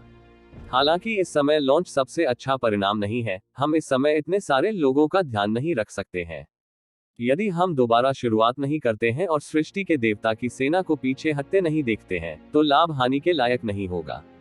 यह विशाल व्यूह तो रुक ही नहीं सकता, ये केवल विस्फोट को तेज कर सकता है, अतः ये विशाल व्यूह फट जाएगा। ये सिर्फ इस पर निर्भर करता है कि यह कब फूटेगा। जब बाद में इसे नियंत्रित नहीं किया जा सकेगा तो उस समय ये सबसे शक्तिशाली होगा, जो सृष्टि के देवता की पूरी सेना को नष्ट करने के लिए पर्याप्त है। लेकिन जाहिर है, हम उस समय का इंतजार नहीं कर सकते। जब भाग्य के देवता की सेना पीछे हट गई, तो राक्षस युग की सेना को भी एक सूचना मिली और वह पीछे हटने लगी। जहां तक प्राचीन युग की सेना की बात है, जो अभी भी घाटे में थी और अज्ञानी थी, किसी ने उसकी सुध नहीं ली। दानव युग स्पष्ट रूप से उन्हें गड्ढे में डालने का इरादा रखता है और सृष्टि के भगवान के लिए इन प्राचीन युगों को स्वाभाविक रूप से जितना संभव हो उतना कमजोर कर दिया जाता है। दो पहलू। लगभग सभी मौन समझ ने प्राचीन युग की सेनाओं को सूचित नहीं किया और वे समय के विपरीत पीछे हटने लगे। राक्षस युग में ये सब स्पष्ट रूप से तेज है, क्योंकि बहुत से लोग पीछे नहीं बचे हैं। उनमें से अधिकांश संभ्रांत हैं। वे लंबे समय से और तेजी से तैयार किए गए हैं। वे जल्दी से इकट्ठे हुए और शहर के बाहर चलने लगे। जहां तक ट्रांसमिशन एरे का सवाल है, ये लंबे समय से उनके द्वारा नष्ट कर दिया गया है। वे स्वयं ट्रांसमिशन एरे का उपयोग नहीं कर सकते, अन्यथा ये तुरंत प्राचीन युग की सेना की सतर्कता को जगा देगा। जल्द ही राक्षस युग की सेना भगवान लुओ के आसपास पीछे हट गई थी। जाने दो, एक आदेश के साथ लाल अभ्यास शैतान ने एक धर्म सूत्र गूंथ लिया। अचानक व्यूह में दरार पड़ने से नगर में मौजूद ऊर्जा लुप्त हो गई। अनंत ऊर्जा एक भयानक चक्रवात में फैल गई और एक पल में विस्फोट हो गई। बूम! चंद्रमा के शहर के केंद्र से एक विशाल मशरूम बादल उठा और क्रोध से भरी ऊर्जा एक पल में सभी दिशाओं में फैल गई। दूर से आप महसूस कर सकते हैं कि पूरी अराजकता कांप रही है और अनगिनत प्राचीन युग की सेनाएं अचानक स्तब्ध हो गई हैं। उन्होंने इसके बारे में बिल्कुल नहीं सोचा। हमला शहर से होगा और इस ऊर्जा उन्माद की गति बहुत तेज है। अनगिनत संभ्रांत सेनाओं का सामना नहीं हुआ है, लेकिन हिंसक दबाव के कारण उन्हें खून की धुंध में दबा दिया गया है, क्योंकि उन्हें हवा की लहरों का सामना करना पड़ा है। नहीं, सम्राट और स्वर्गीय स्वामी तेजी से प्रतिक्रिया करते हैं। वह भागना चाहता था, लेकिन तब तक बहुत देर हो चुकी थी। ये केवल सांस लेने का समय था। यह उन्माद पूरे चंद्र नगर में व्याप्त हो गया था। सम्राट केवल थोड़ी देर के लिए कायम रहे और फिर विशाल विस्फोट उन्माद में खून की धुंध में बदल गए।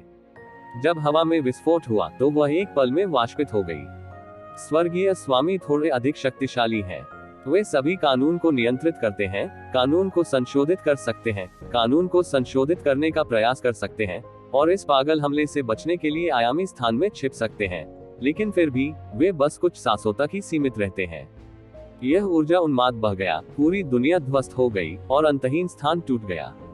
अराजकता में छिपा हुआ पहले से ही अस्थिर आयामी विमान एक पल में राख में बदल गया। इसमें छिपना और कानून को संशोधित करना इस शक्ति का कुछ विरोध करने में सक्षम था।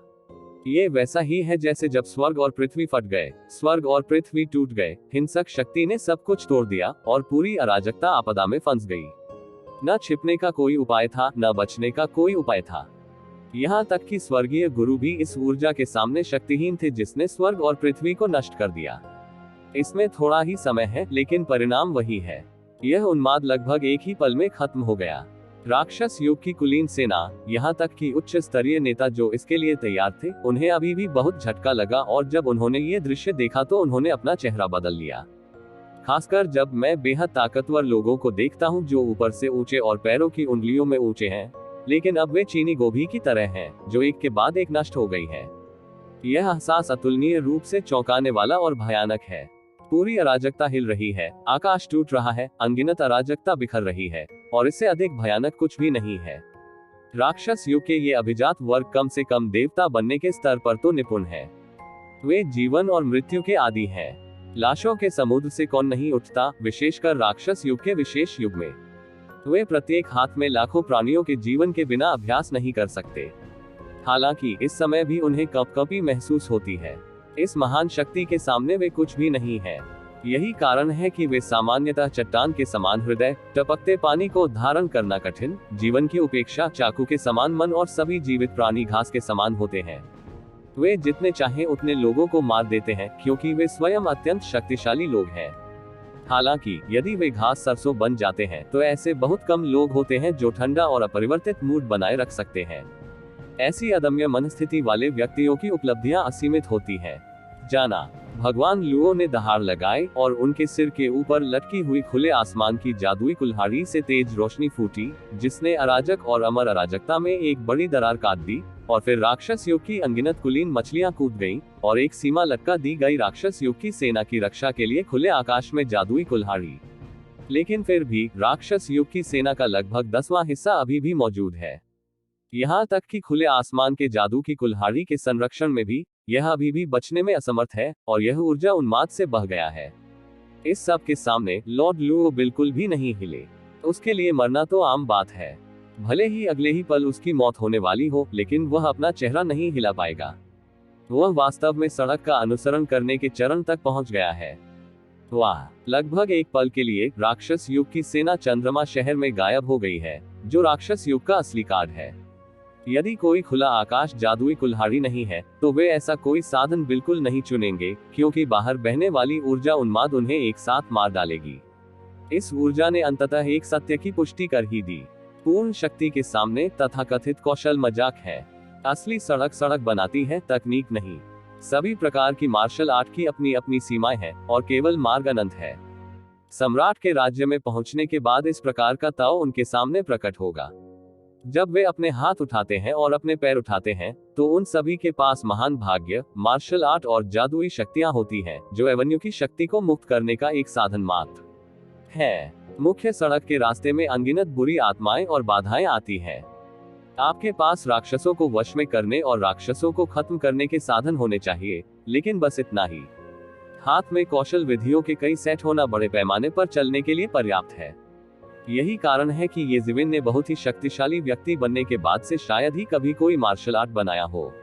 तलवार और मुट्ठी उस व्यक्ति के लिए समान है जो शक्ति की एक निश्चित डिग्री तक पहुंच गया है, और सार में कोई अंतर नहीं है। केवल कुछ विशेष मार्शल आर्ट जादुई शक्तियां ही उसकी नजरों में आ सकती हैं, जैसे कि स्वर्ग और पृथ्वी की हथेली में छिपी स्वर्ग और पृथ्वी की शक्ति, या शरीर और शरीर पर हावी होने वाले गुण और गुण जैसे मूल को मजबूत करने के साधन दूसरों की नजर में नहीं है। कभी कभी वे तलवार को दफनाने के फॉर्मूले से दुश्मन को मारते हैं, और कभी कभी वे 6 संसार मुट्ठी से लड़ते हैं। वास्तव में यह उसके लिए मूलतः वही चीज है।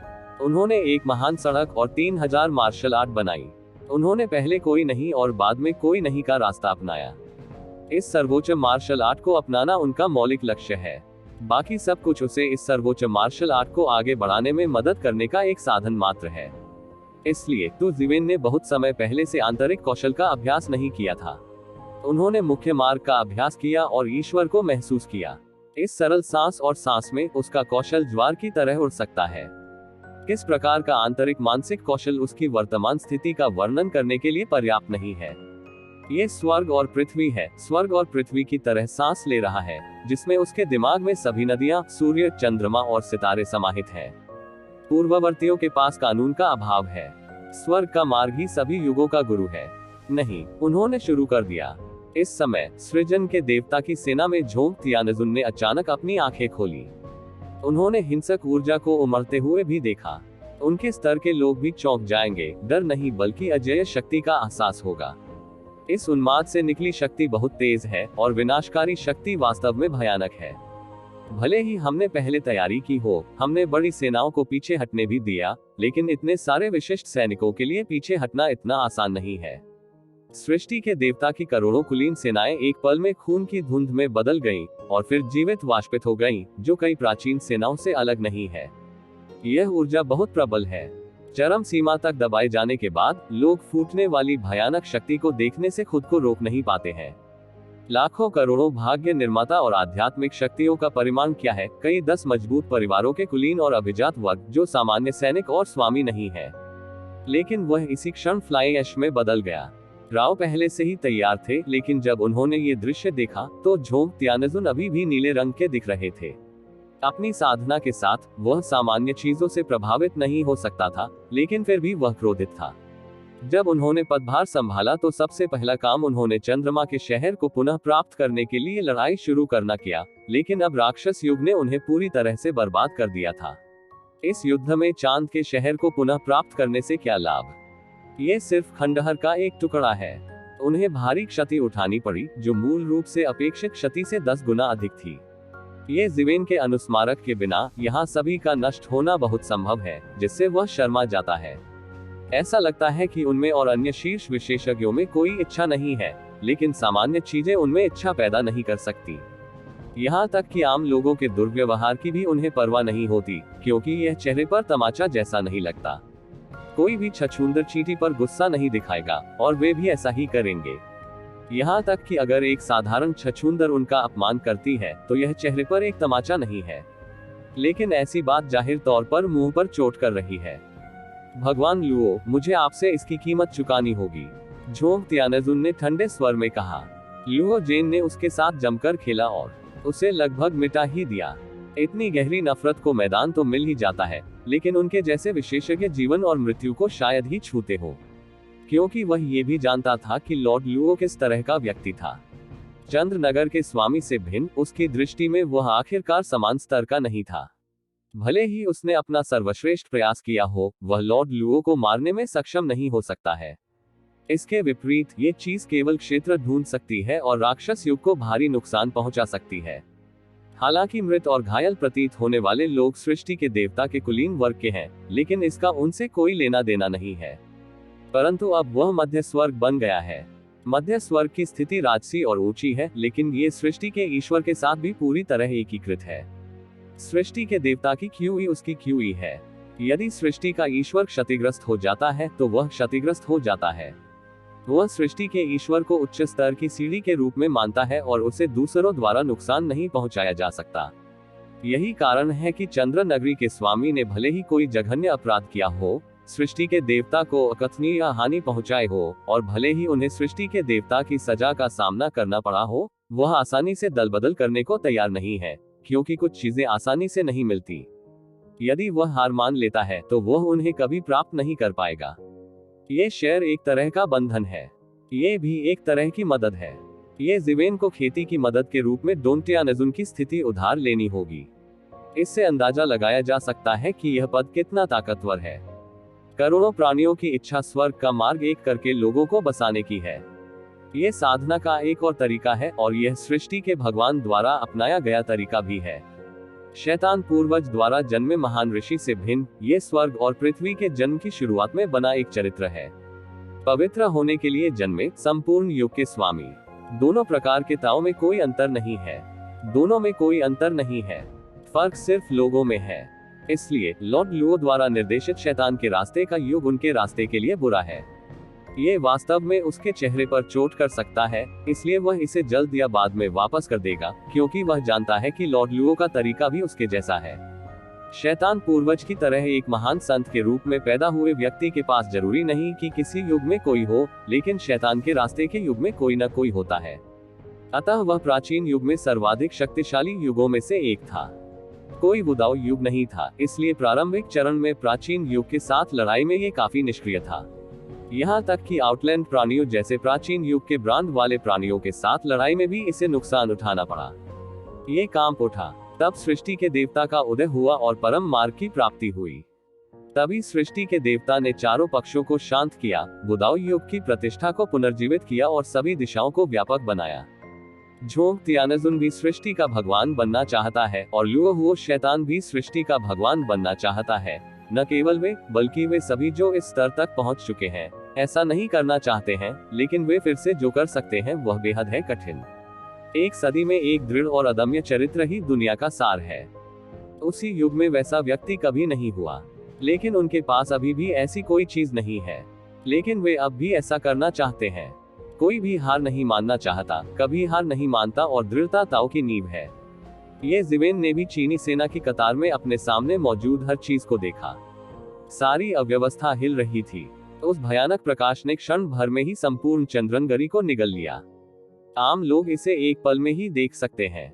इस भयानक ऊर्जा उन्माद ने सब कुछ निगल लिया। पूरा चांद शहर एक छोटी सी दुनिया है। ऐसी जगह को निगल लिया गया, यह एक छोटी सी दुनिया को टूटते हुए देखने जैसा है। ये बहुत चौंकाने वाला है। तियानजुन मास्टर ने ये भी कहा कि वह एक छोटी सी दुनिया को तोड़ सकते हैं, लेकिन ये बिल्कुल भी एक अवधारणा नहीं है और एक छोटी सी दुनिया के विनाश के समान नहीं है। ये दृश्य देखकर ये शिवेन का चेहरा थोड़ा हिल गया। वह डरा नहीं था, लेकिन समझ गया था कि उसे अभी भी बहुत लंबा रास्ता तय करना है। झोंग तियानजुन सृष्टि का अगला देवता बनना चाहता था। वह भी ऐसा करना चाहता था। उस कदम पर वह वास्तव में अलग और अमर है। दुनिया चाहे कितनी भी बदले, विनाश और जन्म और विनाश से उसका कोई लेना देना नहीं है। यह ऐसा है कि जब सामान्य प्राणी देवता बन जाते हैं तो वे भाग्य की नदी से बाहर निकल जाते हैं और 3 लोकों या 5 तत्वों में नहीं रहते हैं। हालांकि देवता, सम्राट और स्वर्गीय प्राणी सभी स्वर्गीय मार्ग के अधीन हैं। जब स्वर्गीय मार्ग नष्ट हो जाएगा तो वे सभी एक साथ नष्ट हो जाएंगे। केवल स्वर्गीय ईश्वर के पास ही अपनी रक्षा करने की शक्ति है, लेकिन फिर भी वह इससे छुटकारा नहीं पा सकता है। उसे स्वर्गीय मार्ग की शक्ति पर भरोसा करने की आवश्यकता है।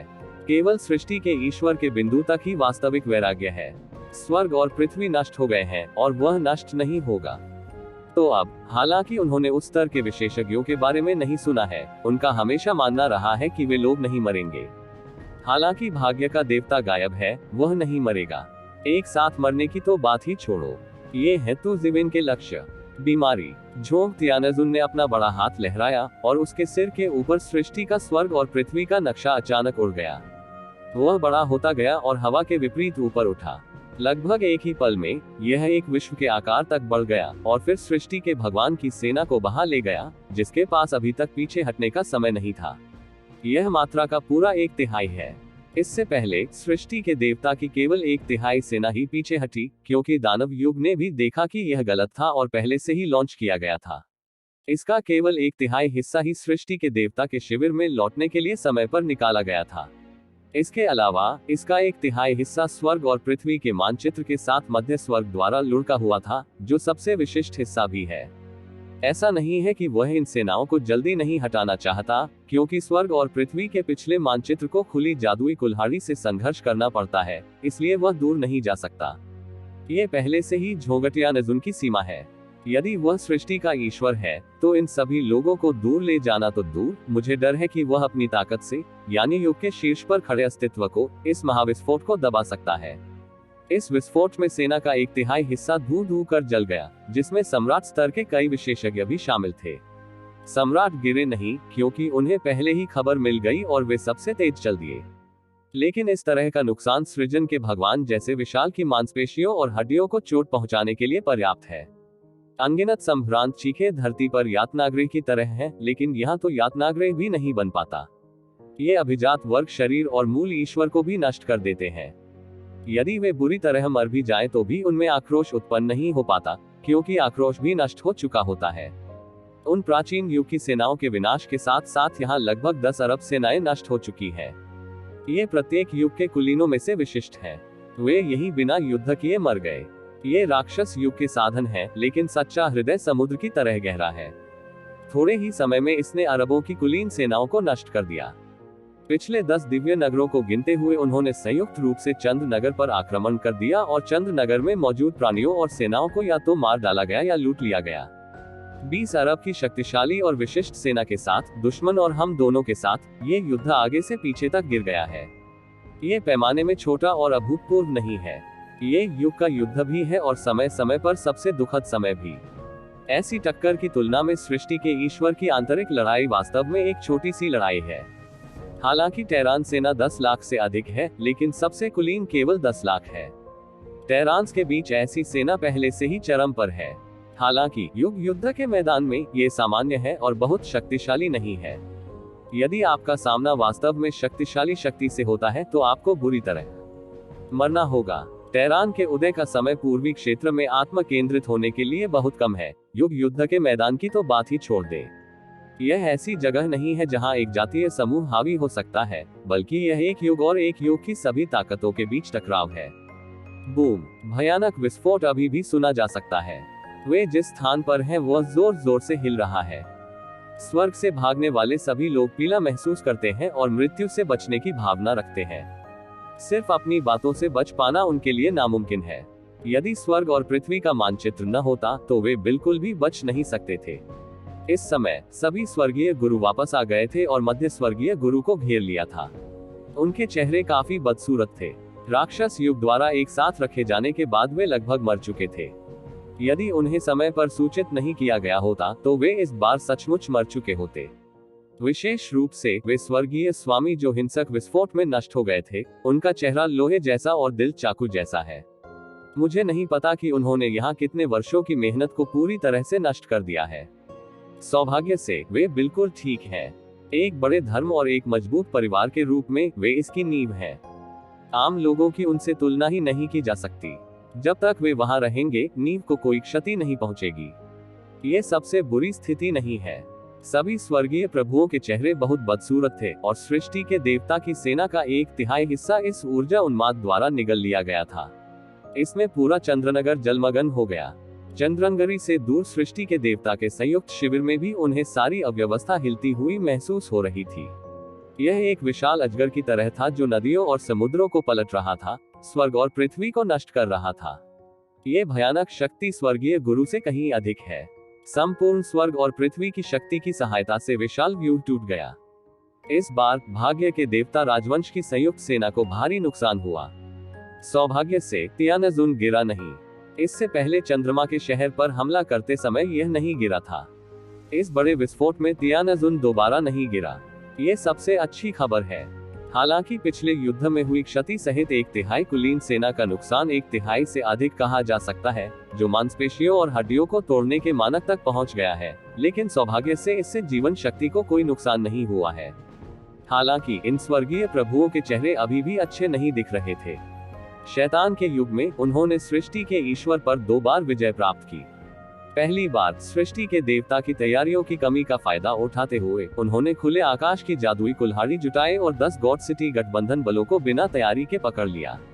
अंत में जो अभिजात वर्ग बच सका उनमें से आधे से भी कम लोग बच पाए। हर किसी को उम्मीद नहीं थी कि राक्षस युग इतना साहसी होगा।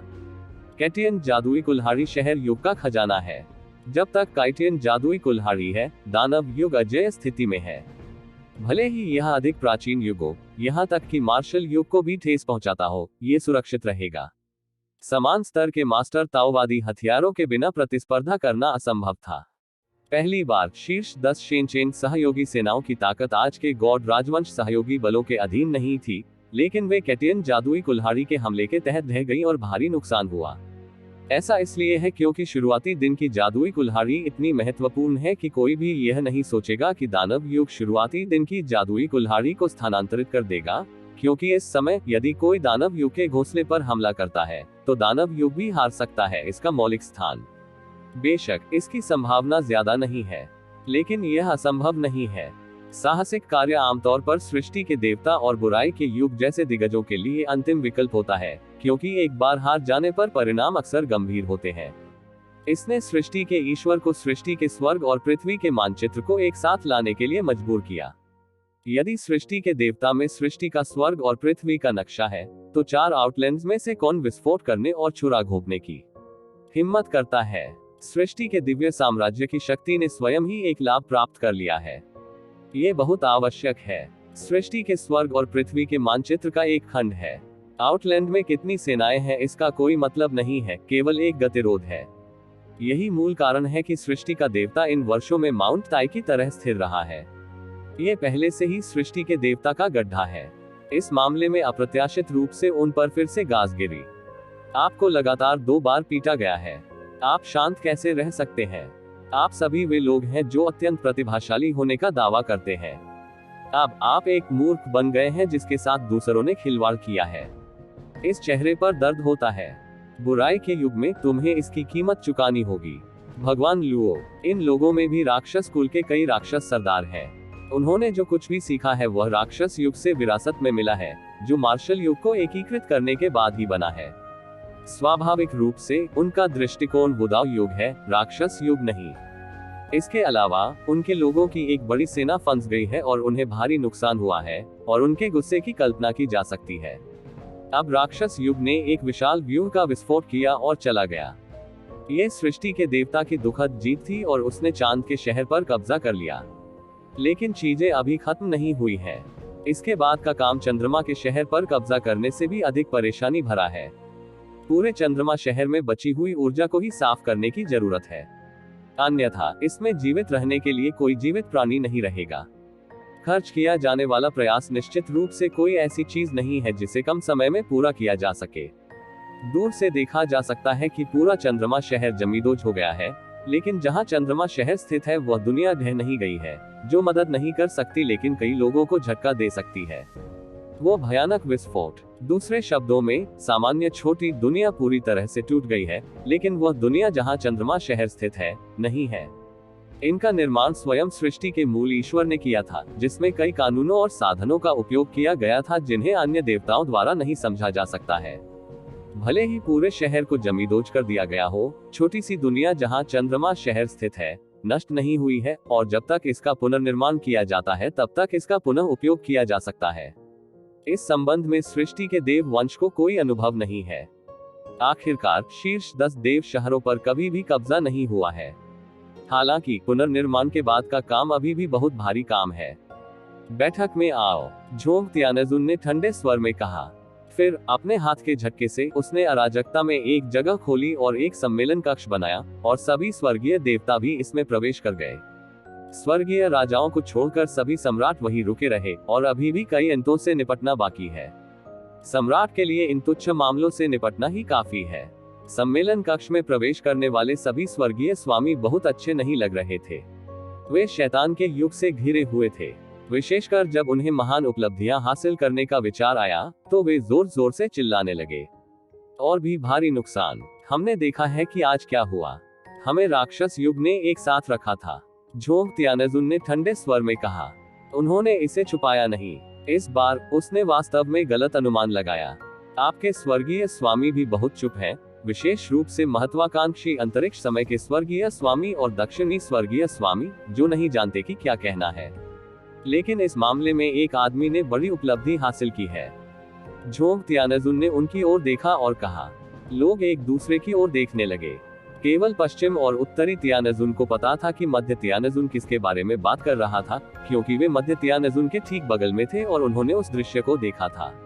दरअसल इस समय वे खुद को बहुत भाग्यशाली महसूस कर रहे थे। यदि तू जिविन ने ये कहते हुए उन्हें पसीना बहाया, तो जब उसने बड़ा धमाका देखा तो वह बहुत भाग्यशाली महसूस कर रहा था। और इसका कारण ये जिविन की प्रारंभिक चेतावनी है। इसमें पहले ही विस्फोट हो गया। यदि इसे कुछ दिनों के लिए विलंबित किया गया और फिर से विस्फोट किया गया, तो व्यापक शक्ति इससे अधिक होगी। मुझे डर है कि विस्फोट का दायरा सीधे सृष्टि के देवता की महान सेना के शिविर तक पहुंच जाएगा। तब सारी सेना नष्ट हो जाएगी। ये लोग भी शायद बच नहीं पाएंगे। भले ही उनमें से कुछ को स्वर्ग और पृथ्वी की योजना द्वारा संरक्षित किया गया हो, वर्तमान परिणामों की तुलना में वे पूरी तरह से नष्ट हो गए हैं। जल्द ही आप सभी ने देखा कि पश्चिम, उत्तर और मध्य देवताओं की नजर ये जीवेन पर पड़ी, लेकिन ये जीवेन अभी भी एक बुरे भगवान की तरह सहज दिखे और अविचलित रहे। इस बार हम समाचार प्राप्त कर सकते हैं और अंतिम विनाश से बचने के लिए समय पर सेना वापस ले सकते हैं। ये वू जून के कारण है। उसने इसमें वह सरनी पाई। अगर उसकी ओर से कोई चेतावनी नहीं है तो मुझे डर है कि हम होंगे नष्ट हो गया। झोंग टियन जुंडाओ, सभी ने तुरंत हंगामा मचाना शुरू कर दिया, क्योंकि उन्हें उम्मीद नहीं थी कि ये जिवेन राक्षस युग की साजिश का पता लगाने वाले पहले व्यक्ति होंगे। यदि, जैसा कि झोंग त्यानजुन ने कहा, मुझे डर है कि वे इस बार ये जिवेन के महान उपकार को प्राप्त करेंगे। इस बार चांद के शहर में चाहे वह कितना भी हार गया हो, वह ये जीवेन का बहुत आभारी है। ये बड़ा उपकार है, विशेषकर जिन लोगों ने अपना और कुलीनों का बहुत कुछ बचाया है, उन पर बड़ा उपकार है। विशेष रूप से अंतरिक्ष समय तियानजुन और दक्षिण तियानजुन, क्योंकि वे ये भी जानते हैं कि ये जीवेन भी पूर्वी तियानजुन की स्थिति के लिए प्रतिस्पर्धा करने का विचार रखते हैं। वे एक प्रतिस्पर्धी भी हैं। मूल रूप से कई प्रतिस्पर्धियों के बीच ये जीवेन ताकत और योग्यता के मामले में सबसे कमजोर है। ये कहा जा सकता है कि कोई भी ये जीवेन को वास्तव में प्रतिस्पर्धी नहीं मानेगा। लेकिन अब यह अलग है। मैं नहीं जानता कि कितने लोग इस उपकार को मान्यता देना चाहते हैं। उस समय योग्यता का प्रश्न बिल्कुल भी समस्या नहीं होगा। कहा जा सकता है कि उन्होंने एक और प्रतिस्पर्धी जोड़ लिया है। उन्हें भी आभारी होना पड़ेगा। वे कैसे आभारी नहीं हो सकते? स्वर्गीय प्रभुओं के बीच भी नियम है। ऐसे नियम स्वर्गीय प्रभुओं के बीच डिफॉल्ट नियम है। चूंकि उन्होंने इतना बड़ा मानवीय उपकार स्वीकार किया है, इसलिए स्वाभाविक रूप से उन्हें ऐसे मानवीय उपकार का बदला चुकाना होगा। हालांकि अगला चरण पूर्वी तियानजुन के लिए प्रतियोगिता है। इस मुद्दे पर ऐसा लगता है कि हर कोई ये जीवेन से पीछे है। क्या आप सचमुच वही हैं जिसने उन बुरे युगों की साजिश की खोज की? इस बार मैं आपसे एक एहसान का वादा करता हूँ। इस समय एक स्वर्गीय गुरु ने सीधे रेलिंग को थपथपाया और कहा, हाँ, इस बार हम इसकी सराहना करते हैं। अगर भविष्य में कुछ भी हुआ तो हम आग और पानी से गुजरेंगे। कहने के लिए और कुछ नहीं है। इस बार मैं डोंग तियानजुन बनने के लिए आपका समर्थन करता हूँ।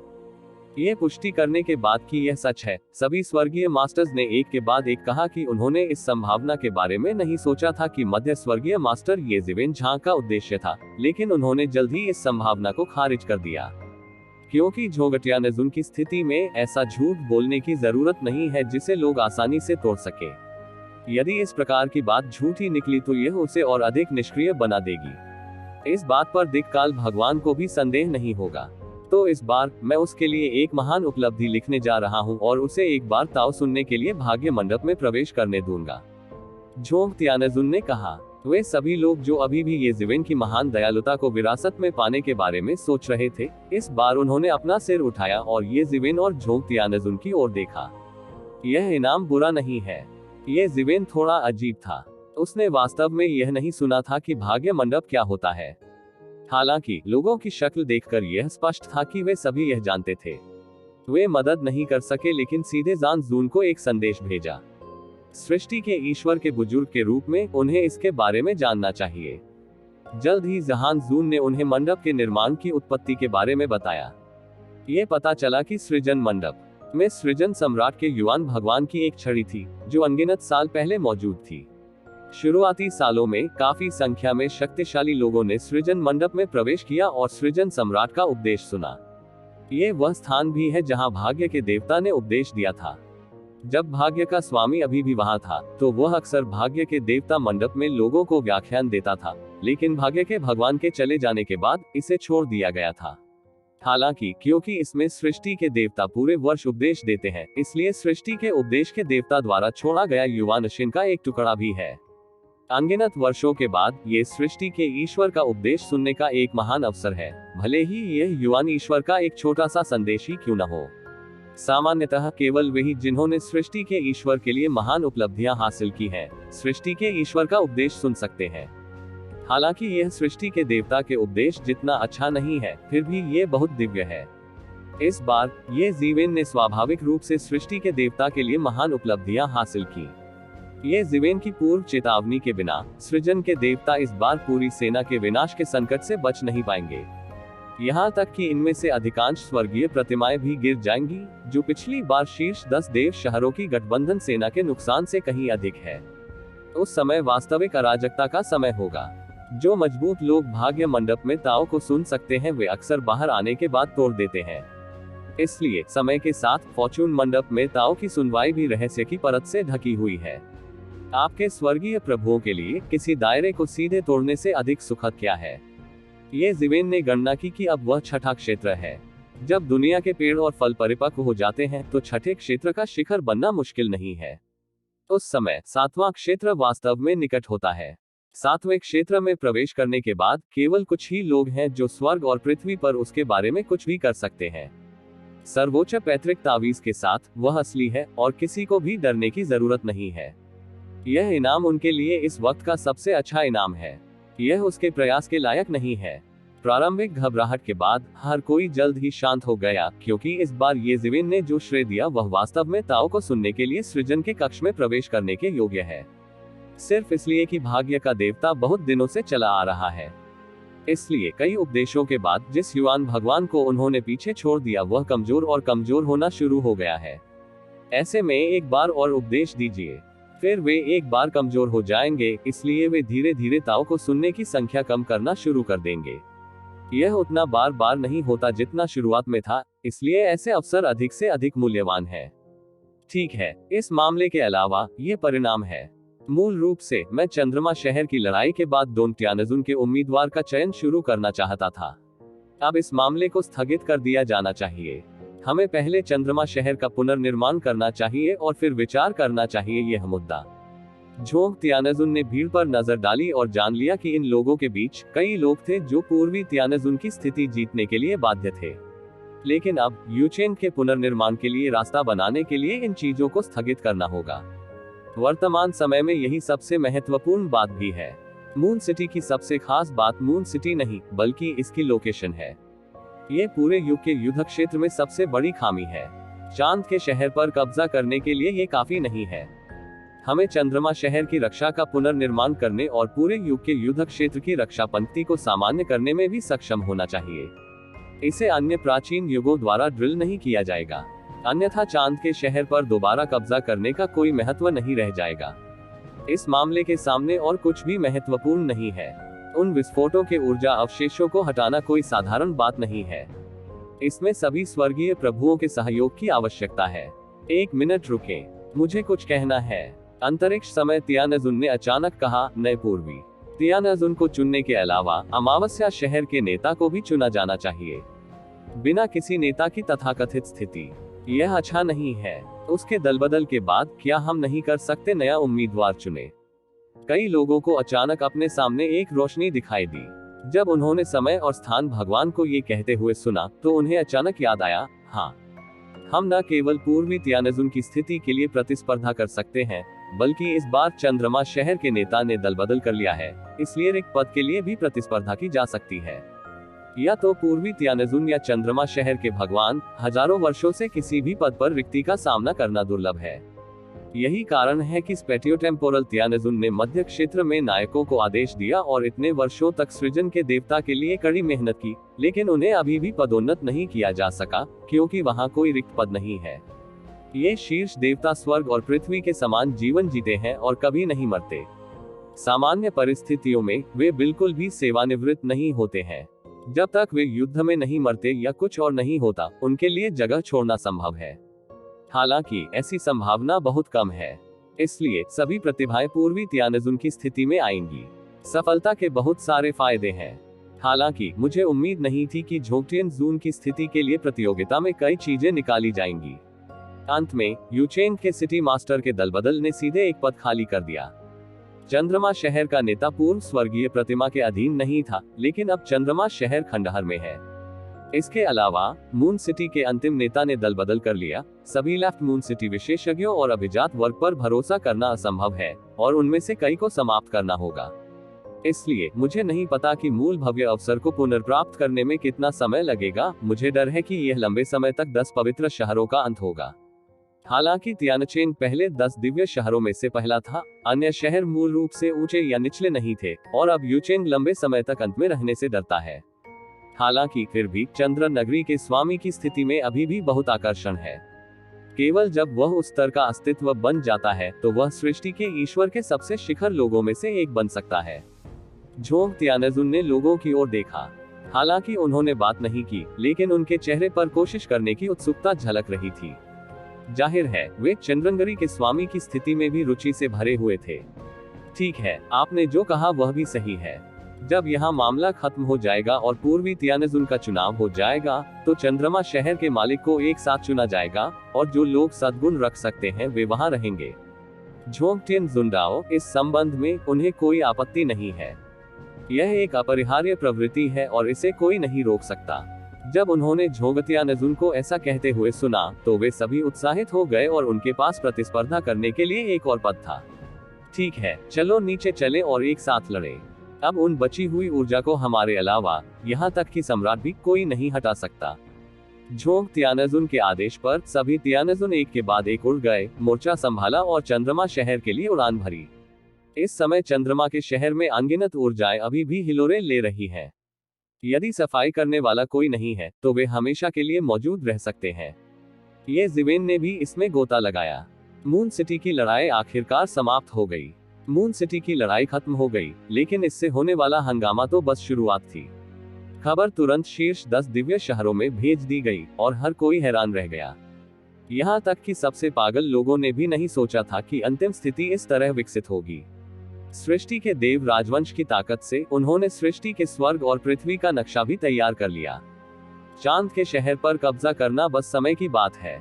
फिर सवाल यह है कि कितना खोना है। यहाँ तक कि सबसे पागल लोग भी अनुमान लगाते हैं कि शीर्ष 10 दिव्य शहरों के विशेषज्ञों में से केवल 10वां हिस्सा ही सृष्टि के ईश्वर से असंतुष्ट है। इस तरह वे आसमान से टूट पड़े हैं। केवल जब प्राचीन युग ने चंद्रमा शहर में सख्त संघर्ष किया तो वे ऐसी डिग्री हासिल कर सकते थे। हालांकि ये केवल एक अनुमान है, क्योंकि यद्यपि प्राचीन युग का सृष्टि के ईश्वर के साथ एक अमर संबंध है, वे सभी एक दूसरे को मरना चाहते हैं, लेकिन साथ ही प्राचीन युग के रूप में भी कई युग हैं। यदि ये प्राचीन युग और सृष्टि के देवता कड़ा संघर्ष करें तो ये दूसरों के लिए सस्ता ही होगा। लेकिन जब फ्रंट लाइन से भारी नुकसान की रिपोर्ट आई तो सभी दंग रह गए। इन नुकसानों में शीर्ष 10 पवित्र शहरों की सेनाएं भी शामिल हैं। हालांकि वे पिछली बार की तुलना में बहुत बेहतर हैं। लगभग हर परिवार ने पुत्रवत धर्मपरायणता निभाई। उन्हें पहले भारी झटके के बाद एक और गंभीर नुकसान हुआ, जिसने निस्संदेह शीर्ष 10 पवित्र शहरों के शीर्ष और निचले हिस्से पर बहुत दबाव डाला। शुरुआत में तो हर किसी को इस पर यकीन ही नहीं हुआ। ये पूरी तरह से हर किसी की उम्मीद से परे था, लेकिन जल्द ही अधिक विस्तृत युद्ध रिपोर्टें आईं। लेकिन ये पता चला कि राक्षस युग ने चंद्रमा शहर में एक सरनी दफन कर दी थी। आत्मा विस्फोट के बाद सेना ने इस समय का पूरा 1/3 खो दिया। ये संख्या पिछले करोड़ों वर्षों में युद्ध के मैदान में उतरे प्रमुख पवित्र नगरों के विशेषज्ञों से भी अधिक हो सकती है। राक्षस युग के लोगों द्वारा इसे 2 बार कुचल दिया गया था और नुकसान इतना बड़ा था कि शीर्ष 10 दिव्य शहरों के कई लोग धार्मिक आक्रोश से भर गए और उत्साहित थे। हमें राक्षस युग को एक अच्छा रूप देना चाहिए। यद्यपि सृष्टि के ईश्वर को प्राचीन युग के सामने कोई लाभ नहीं है, परंतु संपूर्ण प्राचीन युग के सामने भी उसे लाभ है, यदि केवल उनमें से किसी एक का भी वह अकेले ही सामना कर रहा हो। सृष्टि के ईश्वर को अत्यधिक लाभ है। किसी भी प्राचीन युग का सामना करते हुए सृजन का ईश्वर उसे नष्ट करने की क्षमता रखता है। इस मामले में दोनों अभियानों को भारी नुकसान हुआ, जिससे वे डरे नहीं, इसके विपरीत, और उन्हें अत्यंत क्रोधित किया। एक शब्द में कहें तो चंद्र नगरी के पतन का राक्षस युग से भी बहुत गहरा संबंध है और पतन के बाद चंद्र नगरी के अधिकांश प्राणियों का वध कर दिया गया था। दोनों पक्षों में बस गहरा खूनी झगड़ा हो गया। 10 शेनचेंग रक्षा पंक्तियों की पुष्टि के बाद भाग्य के देवता को इतना बड़ा नुकसान कभी नहीं हुआ। नुकसान बहुत दर्दनाक है। ये हमेशा वे प्राचीन युग रहे हैं जिन्होंने 10 पवित्र शहरों की रक्षा पंक्ति के सामने अपना सिर और खून बहाया है। सृष्टि के देवता को अक्सर प्राचीन युग की सेना को रोकने और उनके करीब आने को कठिन बनाने के लिए केवल एक छोटी सी लागत की आवश्यकता होती है। यही कारण है कि सृष्टि का ईश्वर प्राचीन युग को आसानी से रोक सकता है। इस रक्षा रेखा के बिना बस उन प्राचीन युग की सेनाओं का निरंतर प्रभाव रक्षा की किसी भी रेखा को तोड़ सकता है। हालांकि निचले स्तर पर कितना भी शोर क्यों न हो, शीर्ष 10 दिव्य शहरों का ऊपरी स्तर इस स्थिति में चुप रहा और राक्षस युग से निपटना आसान नहीं है। झोंग त्यानजुन ने इसके लिए लड़ने के लिए भाग्य का स्वर्ग और पृथ्वी का नक्शा लिया, लेकिन उन्होंने किसी भी फिल्म पर कब्जा नहीं किया। बुराई के युग को बलपूर्वक बाहर निकालना असंभव नहीं है, लेकिन इसकी कीमत बहुत अधिक चुकानी पड़ेगी। सबसे महत्वपूर्ण बात यह है कि घटनाओं की एक श्रृंखला के बाद सृष्टि के देव राजवंश की ताकत को भारी नुकसान हुआ है। मुझे डर है कि यह सृजन की दुनिया पर लचीले दबाव का सामना करने में असमर्थ होगा। भाग्य का दिव्य साम्राज्य पूरे विश्व में व्याप्त है और अजेय है। मैं इसकी अवज्ञा करने का साहस नहीं कर सकता। ये नियति पर निर्भर नहीं है। ये निर्माता की अवशिष्ट शक्ति भी नहीं है, बल्कि अत्यधिक लाभ है। अब भारी नुकसान की एक श्रृंखला के बाद लाभ इतना स्पष्ट नहीं रह गया है। यद्यपि 10 पवित्र शहरों और सृष्टि के देवता के केंद्र के बीच कई विरोधाभास हैं, वे एक दूसरे के साथ असंगत हैं। वह लंबे समय से अवज्ञाकारी रहा है, लेकिन आखिरकार वह सृष्टि के भगवान की केंद्रीय समिति में से एक है। दो पक्ष हैं, हितों का एक समुदाय है। सृष्टि के देवता की केंद्रीय समिति के साथ विवाद इस बात से अधिक नहीं है कि कौन अधिक हित रखता है। वे अभी भी इस ढांचे के भीतर हैं। यदि सृष्टि के देवता संकट में हैं, तो वे कैसे बेहतर हो सकते हैं। परेशान समय। स्वर्ग में एक आह निकल गई। अन्य पवित्र शहरों के शहर मालिकों ने भी शोक व्यक्त किया कि उन्हें अगले खूनी तूफान से गुजरना होगा और आउटलैंड स्थानांतरित होने के लिए तैयार हो जाएगा। उन्होंने सृष्टि जगत पर दोबारा राज पाने का विचार कभी नहीं छोड़ा। इस समय हालांकि सभी को उम्मीद थी कि यह आगे शांत नहीं होगा, फिर भी अचानक परिवर्तन बहुत तेज था। हालांकि चंद्रमा शहर युद्ध की युद्ध रिपोर्ट अवरुद्ध कर दी गई थी, लेकिन ये जल्द ही सृजन के देवता तक फैल गई। एक बार जब ये खबर बाहर आई, तो इसने तुरंत सृष्टि की पूरी दुनिया को विस्फोटित कर दिया और सृष्टि के देवता के बीच से निकलकर दक्षिण पूर्व और उत्तर पश्चिम के 4 क्षेत्रों की ओर फैल गया। मूलतः सृष्टि के ईश्वर के लिए इस प्रकार की खबरों को दबाना आसान था, लेकिन मुझे नहीं पता कि इस बार यह खबर लगभग पूरी सृष्टि के देवता और यहाँ तक कि आउटलैंड्स में भी क्यों फैल गई।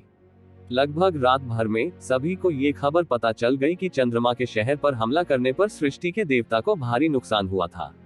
शीर्ष 10 पवित्र शहरों से अलग, क्योंकि वे युद्ध के मैदान के बहुत करीब हैं, वे बहुत सारी सटीक जानकारी प्राप्त कर सकते हैं और जान सकते हैं कि उन्होंने केवल 1/3 खोया है। हालांकि यह वास्तव में एक बहुत बड़ी क्षति है और सृष्टि के भगवान के लिए एक बड़ा झटका है। यह कोई आपदा नहीं है। हालांकि जब ये खबर पूरी सृष्टि जगत में फैल गई, तो ये पूरी तरह से बदल गई और सृष्टि देव राजवंश की पूरी सेना के विनाश की खबर फैलाने का पागलपन आ गया। यदि यह सामान्य है तो शायद ये कुछ भी नहीं है, लेकिन पूरी सेना को खोना भयानक है। इस बार सृष्टि का देवता बहुत सारे अभिजात वर्ग और अधिकांश शक्ति लेकर आया। यदि पूरी सेना खो गई तो परिणाम अकल्पनीय होंगे। रातों रात भाग्य का पूरा देवता एक घोटाले में पड़ गया और कई लोग दहशत में आ गए। यद्यपि सृष्टि के ईश्वर में अभियान और संघर्ष हैं, वे सभी एक निश्चित सीमा के भीतर नियंत्रित होते हैं। सृष्टि के देवता की केंद्रीय सरकार के लिए इन लोगों का संघर्ष कीड़े मकोड़े पालने जैसा है। केवल निरंतर संघर्ष के माध्यम से उत्कृष्ट न केवल कीड़ों का राजा बन सकता है, बल्कि जैकी चैन तक भी उड़ान भर सकता है। यदि पूरी दुनिया बैकवाटर में है, तो दुनिया जल्द ही खत्म हो जाएगी। भले ही यह महज गपशप हो, कुछ भी नहीं है, लेकिन स्थिति में अचानक बदलाव बहुत तेजी से होता है। लगभग रात भर में 4 आउटलैंड्स ने भाग्य के देवता पर हमला करने के लिए एक बड़ी सेना इकट्ठा की। देखते ही देखते दुनिया युद्ध की चपेट में आ गई। यह एक वास्तविक आपदा है। हर जगह युद्ध हो रहे हैं, अनगिनत बड़े धर्मों पर हमला किया गया है, अनगिनत बड़े परिवारों को रातों रात खत्म कर दिया गया है, और अनगिनत राज्य और काउंटी युद्ध में गिर गए हैं। अनगिनत आउटलैंड कबीले बाहर निकल आए और छलांग लगा दी। सृष्टि के भगवान द्वारा बनाई गई रक्षा की मूल रेखाएं इस समय कागज के पेस्ट की तरह आसानी से टूट गई। हालांकि अधिकांश विशेषज्ञों को झोगटियानजुन द्वारा ले जाया गया था, लेकिन यह अनुमान लगाया जा सकता है कि इस आउटलैंड हमले की लहर का आतंक इस समय की तुलना में सृष्टि के देवता की पिछली घेराबंदी एक मजाक थी। सृष्टि के ईश्वर ने सृष्टि की दुनिया में सबसे प्रचुर और समृद्ध स्थान पर कब्जा कर लिया है। ये हमेशा अनगिनत विदेशी शाही परिवारों का प्रतिष्ठित लक्ष्य रहा है, और अब इसने बेईमानी से इस पर आक्रमण कर दिया है। सृष्टि के देवता के क्षेत्र में अचानक अंतहीन हत्या, लूटपाट, युद्ध और आग लग गई। ऐसी स्थिति का सामना करते हुए अनगिनत स्थानीय योद्धा, तपस्वी और सृष्टि के देवता के सभी जातीय समूह इन विदेशी आक्रमणकारियों के खिलाफ लड़ने के लिए आगे आए। हालांकि उसे झोगटियानजुन द्वारा ले जाया गया था, इसका मतलब यह नहीं है कि सृजन के देवता की मूल भूमि वास्तव में असुरक्षित है।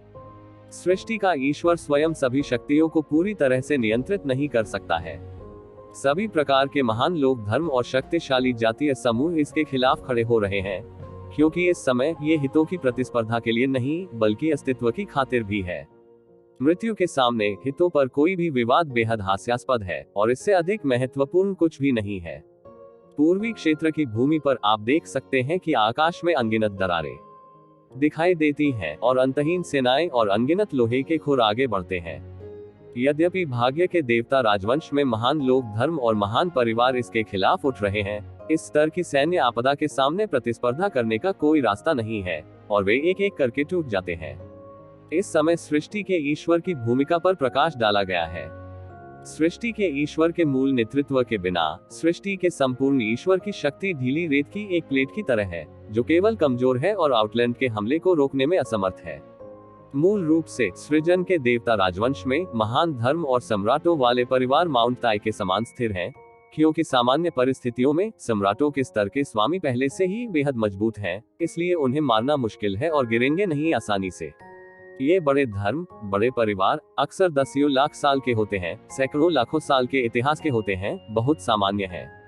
सृष्टि के देवता के आंतरिक विवादों में यह माउंट ताई जितना स्थिर हो सकता है।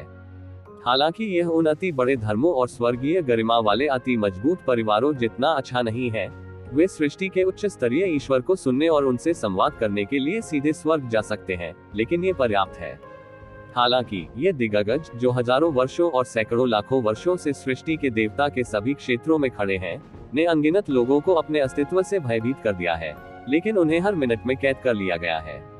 भले ही विनाश के युद्ध ने झोगे कबीले के पुराने पूर्वजों को परेशान कर दिया हो, लेकिन आकाश और पृथ्वी को नष्ट करने की प्रवृत्ति के साथ आने वाली विदेशी सेना के सामने इसे रोका नहीं जा सका। यहाँ तक कि जब सम्राट लाओजू अभी अभी उड़ते थे, तो उन्हें एक बड़े हाथ से पकड़ लिया जाता था और फोटो खींचा जाता था, जो नहीं जानता था कि वह कहां से आया है, और उसे टुकड़े टुकड़े कर देता था। बाहरी इलाके में सम्राट है जो सेना का अनुसरण करता है।